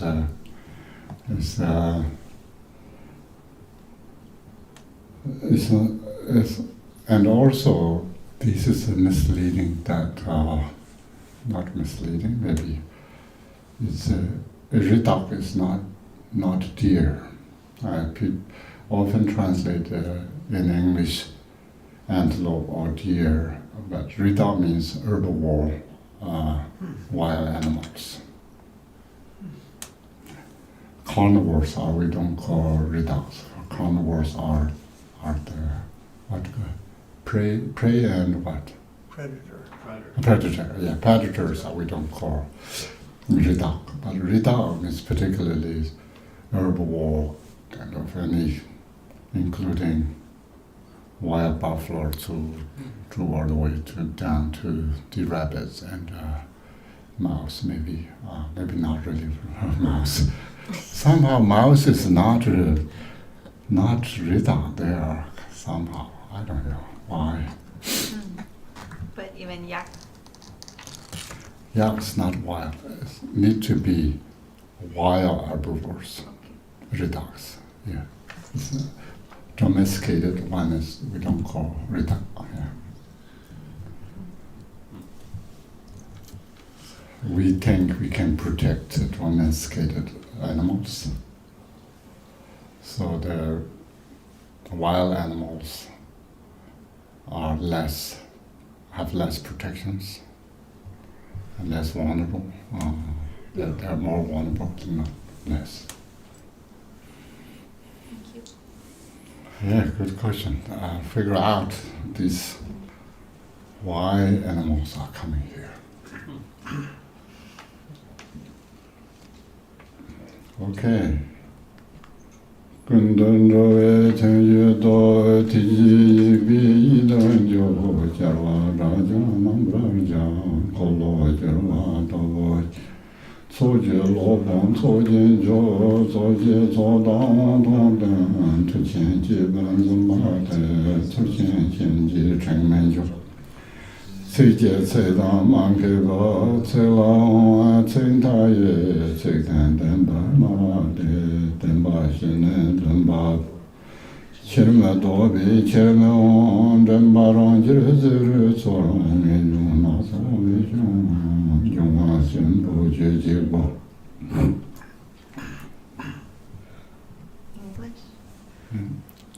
The journey's fruitful, traveling everywhere, as swift as thought in all Tathagatas, a victor, slayer of foes, triumphant Lord, a universal king with forces great, assembly head, instructor for assemblies, assembly lord, assembly chief, the ruler, most influential, bearing precious burdens, not other bound, his way the greatest way, the lord of speech, the master of expression, most skilled in words, adept with language, truthful, with boundless words, the teacher of the truth, providing teachings on the fourfold truth, not coming back, not turning round, rhino, the leader of the Pratyekya Buddhas, gone forth by going forth in different ways, the single cause of all great elements. And here you see all the praising that maybe we can think of that's offering this to the Manjushri. Meaning-wise, we is not much things recorded here, but however, when you chant, it's a sort of rhythm and sort of a melody that makes sort of energetic, and these texts, otherwise these texts for chanting and for practice and so forth. Many generations, these texts chanted, practiced, and so forth. It's important. With journeys fruitful, traveling everywhere, as swift as tossed in all the tacts. A victor, a slayer of foes, a triumph lord. So we often heard this Trajumba is Arhat and so forth, slayer of foes and so forth. The universal king with force is great. Assembly head, instructor for assemblies, assembly lord, assembly chief, the ruler, most influential, bearing precious burdens, and none other bond. This way the greatest way, and you can see the Manjushri is the most powerful deity and most majestic deity. The Lord of Speech, often we see these wisdom and speech are sort of intertwined with. And when we talk about Manjushri, and sometimes when we talk about Manjushri's consort is Saraswati. So it's also, he has this pipang, or what do you call that? Her Vina? Yeah, Vina. Yeah, Vina. And that's through her Vina, she can teach, or the melodies can come from there. Yeah. There's Longchenpa's writings, very, I think in the Yixinzhou, the wish-fulfilling, the treasury of wish-fulfilling germ, we have very nice praising both Manjushri and Saraswati together.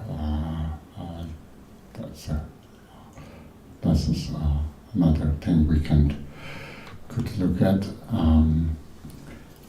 And why we say this speech and wisdoms are so close. Why I need to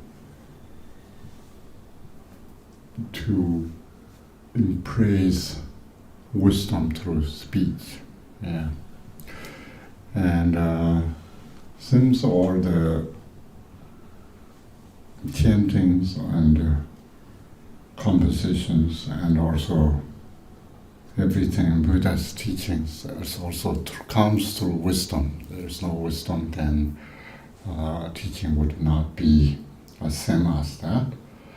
We are not really discriminating or anything, but if we have chance, we would love to read some writings that the masters that has achieved wisdom, like Longchenpa and Jingmen Lingma's writings are slightly different than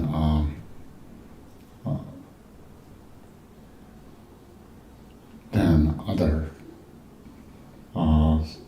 masters. Maybe have all the potential, but somehow this could be our own bias, but there is reason that we choose this thing. And especially it comes to Longchenpa, he's probably the most prolific writer in Tibetan history, and his writings are so so vast and so the subject and also his poetic language and so forth is unmatched.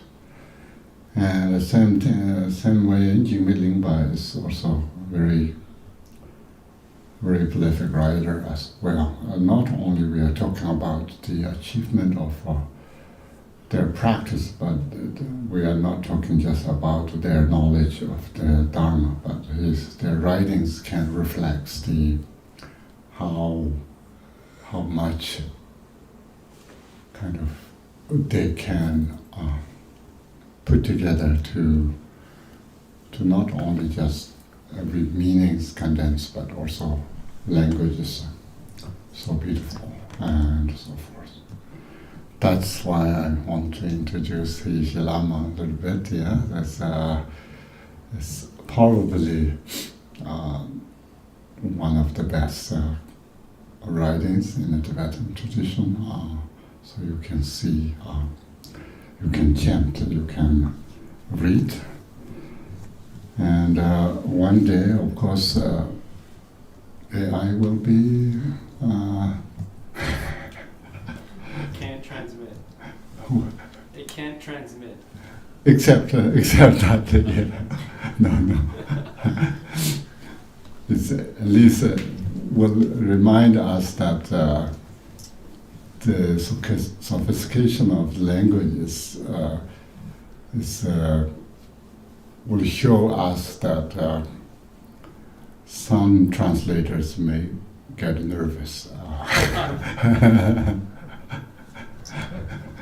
So that's why I don't want to be a translator. So it will defeat me soon. So I'll just be quiet and reading whatever available out there is better than trying to do something.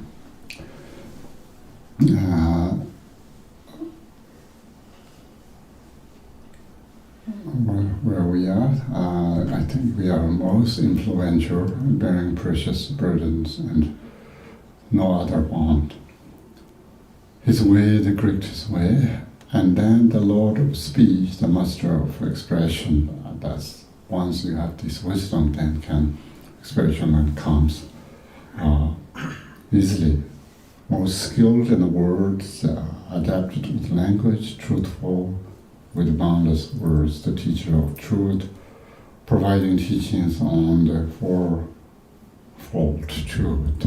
That we often see for noble truth or truths. These truths are very important to remind us once in a while and why there's four truths. So you can see very beginning Buddhist teaching, we care about truth, yeah? What is truth and what is false. And these truths are sometimes difficult to accept, sometimes difficult to hear, but truth also start with suffering. Every teacher these days talks about everyone wants happiness and everyone doesn't want suffering, and so I'm not sure that part, but at least recognizing of suffering is important, because as soon as we're born, we are already going to one direction. That's we cannot return. Yeah. And then on the way we have all kind of yesterday talk about aging, sickness, and so forth. And meanwhile, our compounded body and speech doesn't have much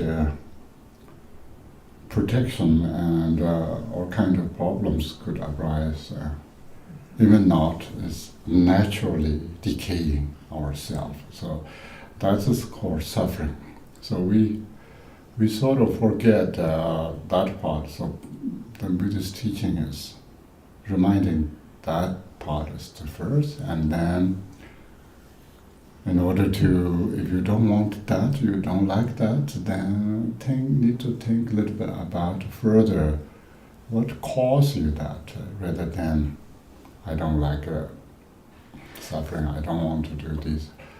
Rather look a little bit further to see what the cause, and the cause is often we talk about this three poison, all goes back to the delusion, that ignorant, that what are we talking about this for afternoon. And then if we are suffering, we're caused by this cause of suffering, ignorant, then can we do something on that? So that's why he introduces nirvana, which peace, and then in order to get there, what we need to do, and then introduce a path. Then path we talk about this either Mahayana path or Great Perfection path, but every path contains these 5 paths and 10 bhumis that constituted by the 6 paramitas and or 10 paramitas or the 37 buddhi factors and so forth. So that's we need to kind of study a little bit and what those are and what our mental state is, how much we can kind of cultivate or generate ourselves is not important. So the 4 Noble Truths is very important. That is the basics, and that can apply to all the way to the great perfection, because we all talk about the samsara, and we have to all talk about the cause of ignorance, and we're talking about nirvana, liberation, and the path, the practice, and so forth. And once we get these teachings, and then what we have, not coming back, not to return around, a rhinoceros. Why is rhinoceros? And everyone, most of you already know that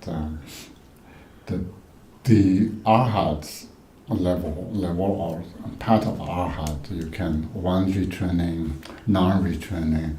So one certain path, if you stage, then you don't need to return back to samsara. But sometimes you have one returning, and then an arhat level, we have 2 types of arhats. There's Nyentu in the Tibetan, means hearers. Hearers means who study, who understand, who meditate, and then realize the selflessness and become an arhat. In a sort of the group way to rely on a teacher and teaching and meditation, and then Pratika Buddhas, which translate in called solitary realizers, realizing one's own sort of way. Of course, beginning they have teachers, but then these 12 links of the interdependent origination, they think about that, they see maybe some cause of bones or human remainings or animal remainings in a forest. They stay in a forest like rhinoceros, that's why they call rhinoceros. Rhinoceros, what they do, I mean, maybe these days you can see some animal kingdom, they have some documentary films that use night vision goggles to filming the rhinoceros comes together to drink water and so on. Usually rhinoceros are kind of solitary individuals roaming around here. So that's why the rhinoceros is the metaphor or the example of how these another type of practitioners that remains solitarily and also practice individually, don't really need to rely on teacher, but rather than on reflections to understand why this birth and death is coming from, then tracing back and back to say ignorance, and then they know this linear progression of the samsaric suffering, but then in order to reverse that, then they need to cut the ignorance and so forth. So that way the linear of understanding and the reverse understanding of the 12 lengths, that why how they achieve in arhat level. And Manjushri Namasamgiti, we've gone forth by going forth in different ways, the single cause of the all great elements and so forth. And then we have page 29. Kalanda jan sapaze doja trawa to tewani banji meto zwa churwan yoban ruba tane kombara den de ji den ripejo tagi nenji ngarminji den banji solan Kube paron darzamba java shiva kamsarni jimba shirne jungwa shiram songchen namjum tamchu churjer zarva jiten nore jibin chu churje manchu chuki kya lirbe lamme tenba. Arhat, Bhikshu, defilements exhausted, devoid of passion, master of the senses, arrived at comfort, met with security, for he, having cooled down, is free from stains, equipped and full with knowledge and its base, a Sugata, best knower of the world, not thinking me, not clinging on to mine, established in the system of two truths, upon the edge of cyclic life's far shore, with deeds accomplished resting on the bank, emerging from untainted lone awareness, with sword-like insight ever penetrating, the Son, the Dharma King, the noble Dharma, supreme illuminator of the world, the Dharma Lord, the sovereign of the Dharma, the teacher of the path to excellence. Yes, here we have Arhat. Arhat, of course, used as Buddha as Arhat as well, because whole destroyer, or the in English I think that's only I can say Arhat. In the Tibetan, Dajjumba, one who destroys the enemies. Enemies means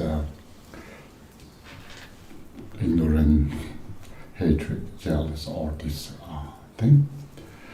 And these can use bhikshu and defilements exhausted, devotion of passion, devoted of patience, or master of senses, arrive, comfort, meet with security, for he, having cooled down, is free from stains. And here often use the 5 poisons, or sort of 5 samsaras, burning pit, and always kind of hot burning. And once free from or devoid of desire or passion, then the comfort will arise, achieved. And the coolness is also one metaphor that often used, because the burning sensation of the samsara is depicted, and how to cool down that's important.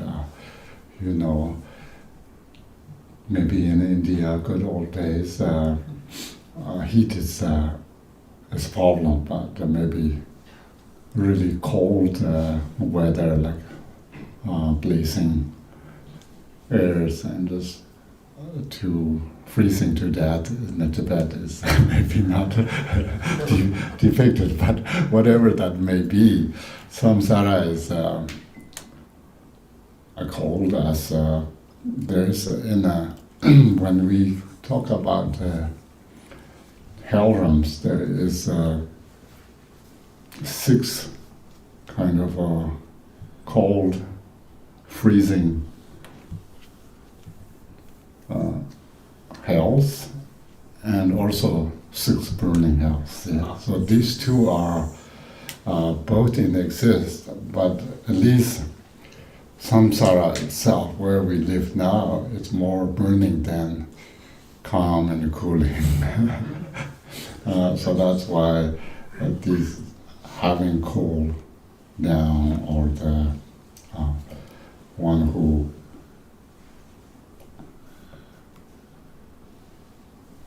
gain a state of sort of coolness. That's one. The next one is it's a little bit. It often occurs in the sutras, but people somehow didn't really know what to do with these. As Tibetans say, Rikpa Tangni Gamba Den. Yeah, Rikpa and Gamba. Rikpa, we know awareness. That's Rikpa.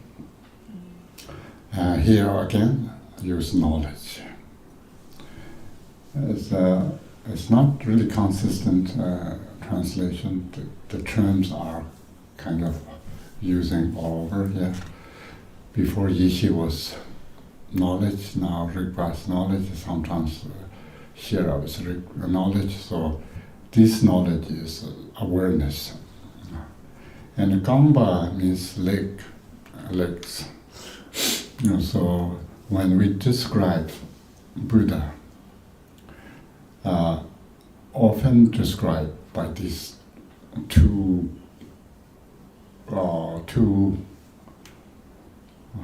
attributes, or two qualities that what we have. There's 2 things. What do you think in the human beings, what we have? What 2 things are important? 2 legs. 2-legged beings. Leg is foot is important, yeah. And then what? If you have only kind of 2 options, what you would choose? Important, maybe not only 2, but is you think the best way we could have 2 things. Metacognition. Yes, and also I think here it's maybe reflecting the eyes and legs. So these 2 are important. Of course, not only these 2 can survive, but in order to go somewhere, to see something, or and in the good old days, the 2 legs and 2 eyes are so important. Similar idea here is Rigpa, awareness, or the mind, or the cognitive that comes out from lens of eyes, and you need to move around. The legs are important. And here we have these 2, and translate as some space. And I'm not sure what base. Sometimes in English, base refers to legs or not. Maybe not, yeah. I mean, if you're thinking of a statue, the like base of the statue, it's seated in a Vajra pose, but that's the only thing. Yeah, these people often don't quite understand what this metaphor or this the Kamba always translate something else in English. I see many things. This is clear that in even 37 body factors, maybe tonight we have one homework here. There is we have 4 mindfulness, and then 4 abandonments. Abandonments means the 4 mindfulness is the mindfulness of body, mindfulness of mind, mindfulness. 1 minute. Mindfulness of body, mindfulness of feeling, mindfulness of mind, mindfulness of phenomena, which means detail anything that existing or non-existing. So these 4 are set based on course to settle base. And then we have Yang the full completely 4 abandonments. The 4 abandonments are, if you have a virtue already, then you need to increase the virtue. If you have non-virtue, that need to abandon and so forth. So these 4 abandonments. Then we have the 4 miraculous legs.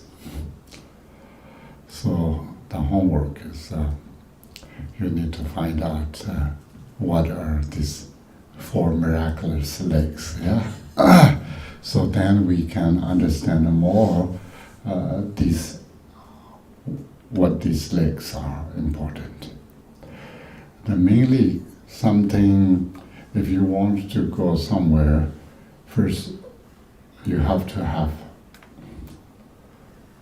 the vision guidance, and then you have movement abilities to move that. So samsara, to go to nirvana, is that often use parochimba. And parochimba means paramita, para, the other shore, ida is go. So going the other shore. And Tibetans, parochimba, paro is the other shore, going. So in English, we often use perfection, but it's not literal meaning. The literal meaning is you are going the other shore. In order to go other shore, you need to eyesight and what those are, and then these 4 miraculous legs that you can gain in a path of accumulation. A path of accumulation, we have 12 stages that the 4 mindfulness and the 4 abandonments, and then 4 miraculous legs. So that's our homework. And then we have a scholar, best knower of the world, not thinking me, not clinging onto mine, and establish in a system of 2 truths.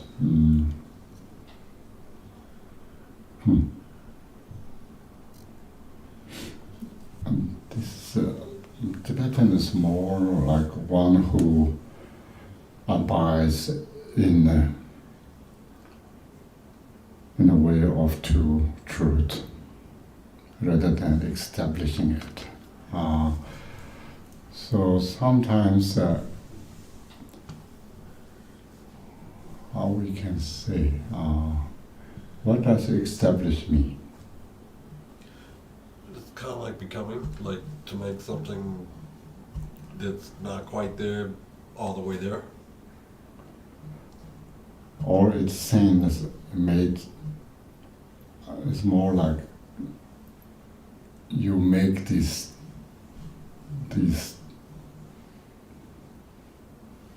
system kind of. Yeah. I don't know, but meaning-wise that not much, but I'm saying, can we establish a true truth?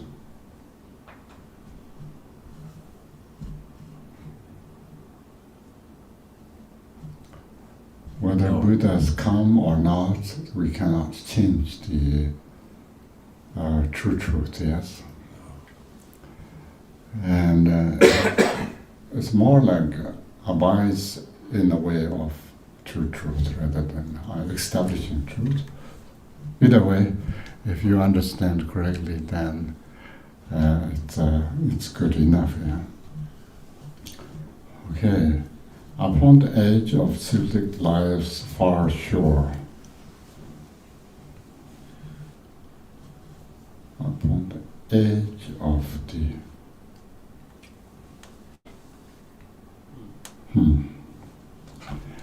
If upon the edge of the cyclic life's far shore, is this still samsara or nirvana?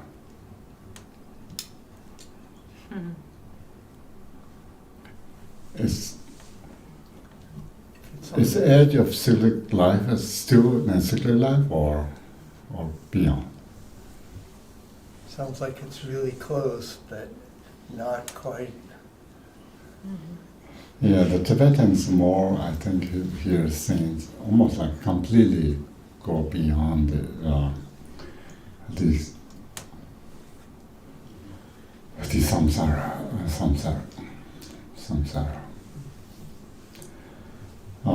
And of course, then next you can see with deed complete rise to on the bang means other bang, and also emerge from untamed long awareness with sorrow like insight ever penetrating.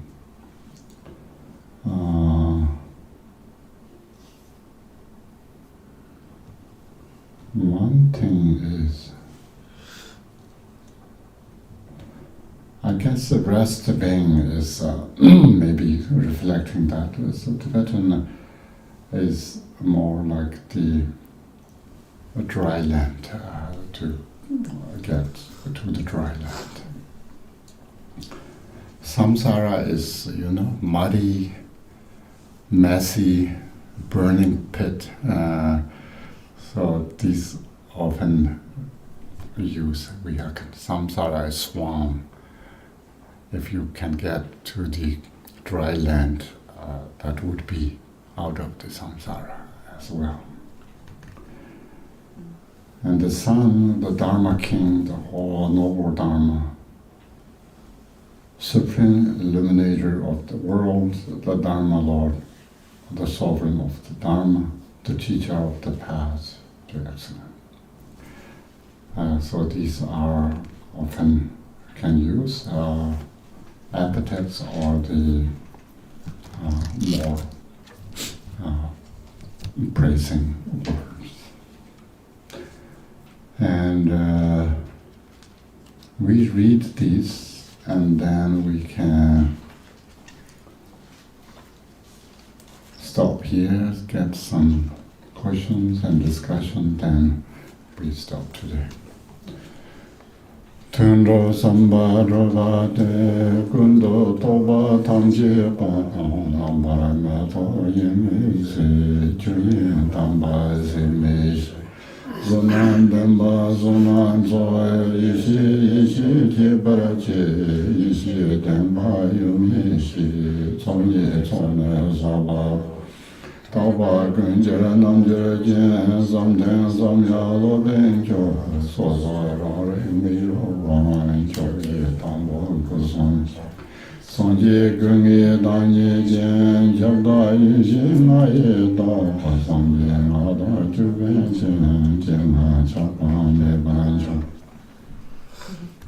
Accomplishing all goals, fulfilling aims, completely free from wants of any kind, bereft of thought, a non-depleting source, the Dharma source supreme beyond decay, enriched by merit, merit's gathering, unique great wisdom, wisdom rich, aware of what exists and what does not, while gathering the twofold gathering, eternal yogin, king of everywhere, the object and the mind of concentration, the master of intelligent reflection, for by oneself alone he has experienced, immovable, the ultimate beginning, the holder of the three enlightened bodies, the Buddha formed of 5 embodiments, the omnipresent made of 5 wisdoms, his diadem with 5 awakened ones, with all 5 eyes, maintaining non-attachment. Yeah, it's beautiful. If you chant more, familiarize, this is very chantable and also kind of nice chanting text. Of course, sometimes you need to chant Juanzu and you need to chant these texts and maybe Diamond Sutra, and it's too much for you. But you need to choose how to do. Yeah, I'm just encouraging you to. There's more things to learn and more things to practice, but you need to adopt yourself to which ones you are suitable for you, which ones you really like it, or you want to do something else, and there's plenty of that. We stop here. Tomorrow we will chanting from here at the morning, 10 o'clock. I read oral transmission first because morning voice are maybe a little bit better. And then we keep discussing through these. Obviously, we will not finish, but which means good thing. We have more time and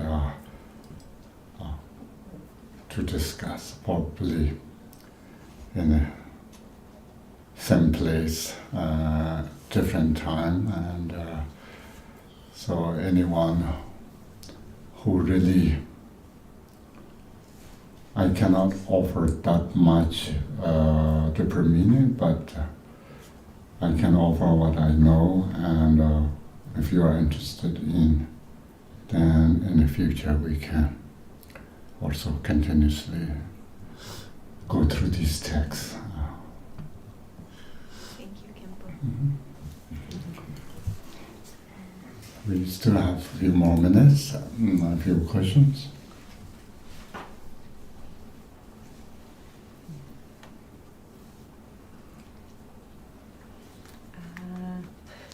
There's just a lot in the chat here.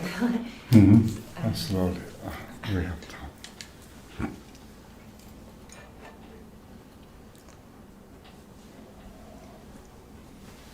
So before, our friend Fausto was asking about, when we were talking about the 4 absorptions, he says, do we have an existing living teacher known to have reached the 4 jhanas in this desire realm?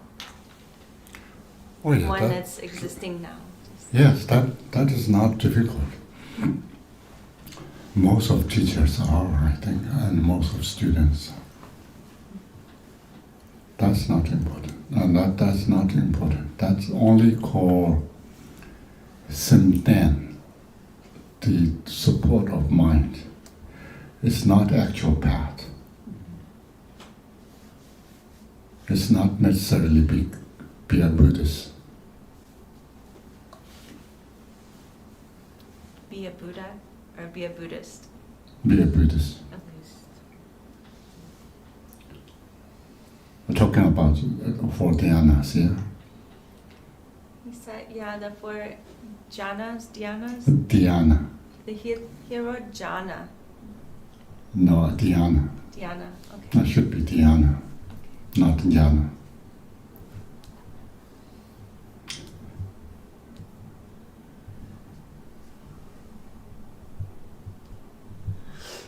I don't see any other ones so far in the chat. Mhm.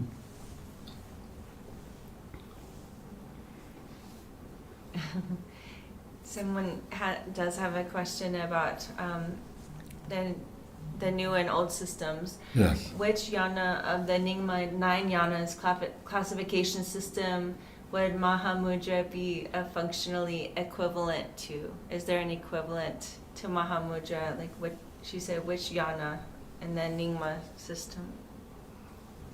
By jhana again? Yeah, which yana of the Nyingma 9 yana classifications would Mahamudra be equivalent to? How to spell the jnana or dhyana? This is a different person, different question. No. How to spell out? I don't understand. Y-A-N-A. Y. A-N-A. Oh, jnana. Okay. Yeah, we have dhyana, we have jnana, we have yana. So these are totally different things, yeah? So 9 yana, maybe we use English better, 9 vehicle system. 9 vehicle system is based on the larger kind of category, general category of sutras, tantras, and outer tantras and inner tantras. And that way we talk about these differentiate 9 yanas based on view, meditation, and conduct. And then fruition is maybe a result is kind of indicate that, but mainly what kind of belief system they have and what kind of meditation they do based on the belief system and what sort of conduct restrictions or the apply.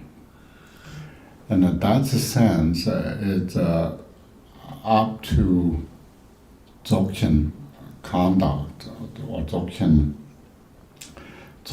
own has many systems, but if we talk about Yeshe Lama, then it's pretty much we can think about view and meditation. So view is core. Now we have term that use Gadak and Shundo, primordially pure and spontaneously present. Understanding that is called view. The primordially pure and spontaneously present itself is ground, it's reality we cannot change. But whether we can correctly understand or not is depend on. But if genuinely understand that this nature, that's the view, Dzogchen view, and Dzogchen Nyingti view. And based on that view, then meditation is called Chikyu and Togar. Chikyu means cutting through, which is all discursive thoughts or the dualistic thoughts, or any thoughts that cut off or cut through and not rising during meditation. And then Togar is more vision practice that based on the view of the Shundo nature. And these terms are not used in the Mahamudra. And especially the Mahamudra, we don't have Togar practice. In that sense, is a little bit different system. We cannot really use 9 yana system to cover Mahamudra tradition. Even Mahamudra is, we can treat as ninth yana, but it's not totally can match with the Dzogchen system. People do try to kind of mapping these two together with Dharma tradition and the Nyingma tradition, Nayana, because you can see the Kala Chakra is the highest Tantra. Usually when we talk about is Sharvakas, Pratika Buddhas, Bodhisattvas, the Sutric level system is the same thing. And then Tantric comes to Kriya Upayoga, the Action Tantra, the Methods Tantra, and the Yoga Tantra. These three are, we have, both have. And then comes to Sama tradition, we have the Father Tantra, Mother Tantra, and non-dual Tantra. So then you can see nine yana already there. That and the Nyingma's tradition, we have add, based on these six, we can add Maha Anu Adi. And the Dharma, we have Father, Mother, non-dual Tantra. But it comes to, as I said, actual practice is a little bit different.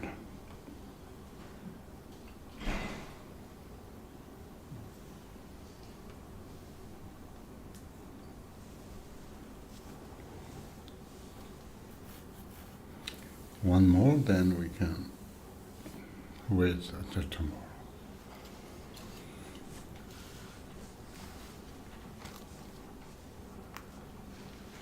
Okay, that's good. Where was we yesterday? And Gachan, which is long life prayer.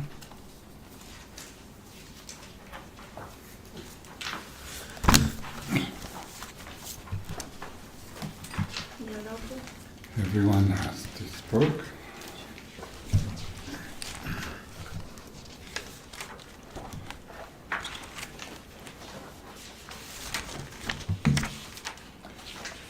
Okay, page 24. Sonam de damje zagwani damne nyebe janam bangje de Jega nanji balon droba ye zibe zole droba droba so. By the Spirit may I attain omniscience. Having defeated the enemies, my wrongdoings, may I liberate all beings who are tossed in the ocean of samsara by the waves of birth, old age, sickness, and death. Pardon Zawe Lama Rinpoche Dangre Jila Bime Denshone Kari Chenpo Hone Jisante Koson Toki Maro Zangdo So. Precious, glorious root Guru, seated on a lotus at my heart, hold me with kindness and bestow accomplishments of body, speech, and mind. Lama Runkana Sonwara Zorwande Jodo Kutse Ruma Zorwande Chenlen Darshin Jibara Zorwande Lama Dandarwa Mebara Jinjil. I pray for the excellent health of the Guru. I pray that the Guru lives a supremely long life. I pray that the Guru's activities spread far and wide. Grant blessings that I may not be separate from my Guru. Simchen ne ba shinye ba nyordu ne le tarjuraji Dove ne namalu ba taudan jungwa me ba. May every sick individual be quickly cured of disease. May all illness without exception never occur under any circumstance. Sunam Topchen de Yin Tu, Jianbang Puratan Jinam La, Cendre Sambe Tendro Jen, Arji Shine Trashi La, Samba Jin Sho. By the force of this powerful merit, may the aspirations of the benefactors and their circles be accomplished within this very life. May all obstacles be pacified, may everything be auspicious, and may their wishes be fulfilled according to the Dharma. Geveng Kamsam Simchen Tam, Pardoran Jambe Chendena, Ningen Lemba Bonjine, Tori Deva Toba. Through this virtue may all sentient beings in the three realms, and all the deceased who wander in the bardo, abandon taking birth in evil states, and attain the happiness of higher birth. Jambar Pawu Shedan Chemba Tang, Kundu Sambo Tenyan Teshinde, Teta Kunji Jizu Dalo Jin, Gewa Dada Tamchirato. Just as the hero Manjushri realized things as they are, so too did Samantabhadra. I will follow in their path by perfectly dedicating all of these virtues. Tu som jikwe jarwa tamji ye, mowa kangwan chodo mabandi, tage gewe zawande kunjang, sombo juche rato mowaji. Since all such dedications have been praised as supreme by the Buddhas of the three times, I perfectly dedicate all my roots of virtue toward excellent conduct. Tu som jikwe jarwa tamji ye, did we read that? Yes. Okay. Sanje kusum yibe shinla dan, chuni menjo dembe shinla dan, kendu meje ndube shinla di, jedan mojin monan gobaisho. By the blessings of the Buddhas who attain the three kayas, by the blessings of the truth of the unchanging Dharmata, and by the blessings of the undivided Sangha order, may my aspirations be fulfilled according to this dedication. This is prose writing. Gonjo samje denpa dan, sanje tan shangjo senpa tan, chiji shinje lab, tsonyi yongso zobe ngan tan chenpo dan, chuji yen nambara tajin samje mechabe dobje te zui shinduan rukai jorji. By the power of the three jewels truth, by the blessings of all the Buddhas and Bodhisattvas, by the power of having fully perfected the two accumulations, and by the pure and inconceivable nature of the Dharmadhatu, may these prayers be fulfilled accordingly.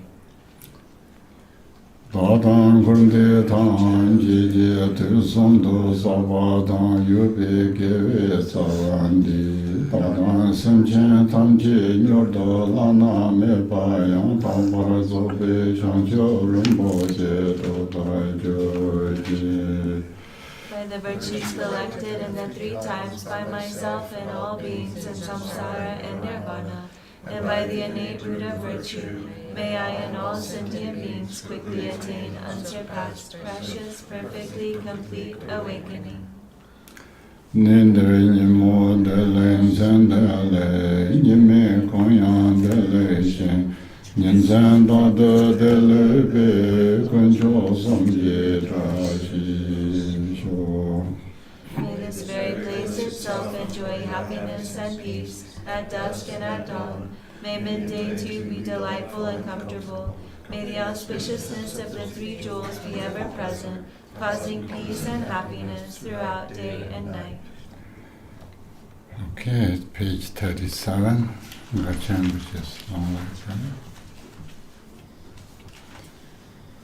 Om Bhavi Yona Arya Deva Ye Dongam Chosun Gargi Rezo Jiten Gombo Tuzi Chuden Ba Parden Garjen Kuse Garjaden.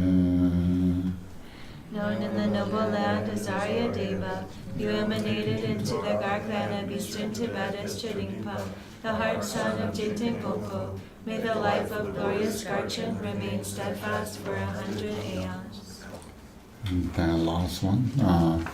Shiya gunze gunchen chuji ji dendru nila wanda gumba rinchen barji tenba zingdeva yedun tosan kumben jendru ji.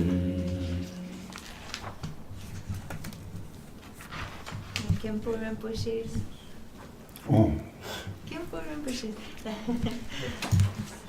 At the back of the Manjushri book.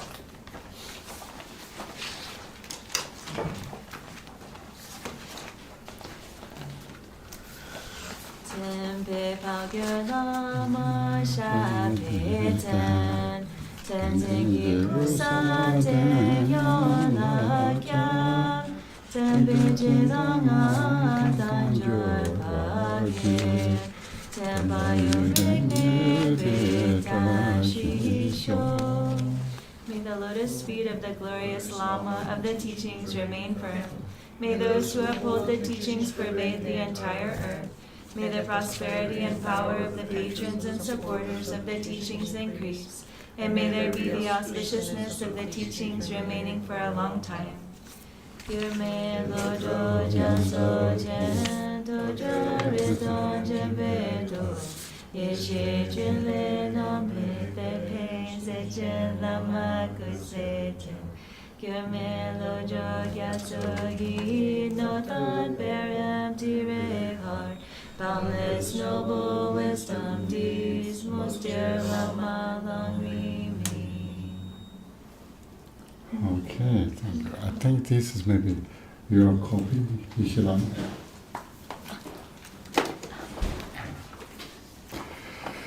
Okay, it's same schedule tomorrow, except long.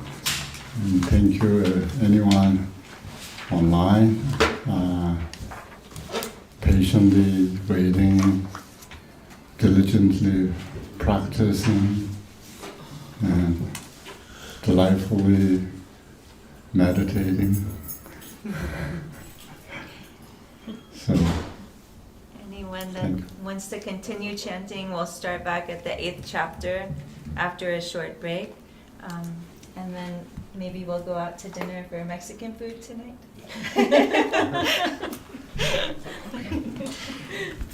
Come to Austin, guys.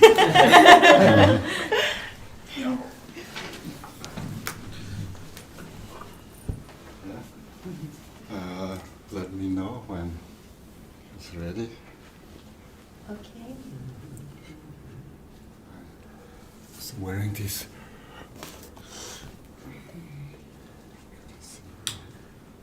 Okay, enjoy chanting. Thank you, Khenpo. Thank you for Umze La.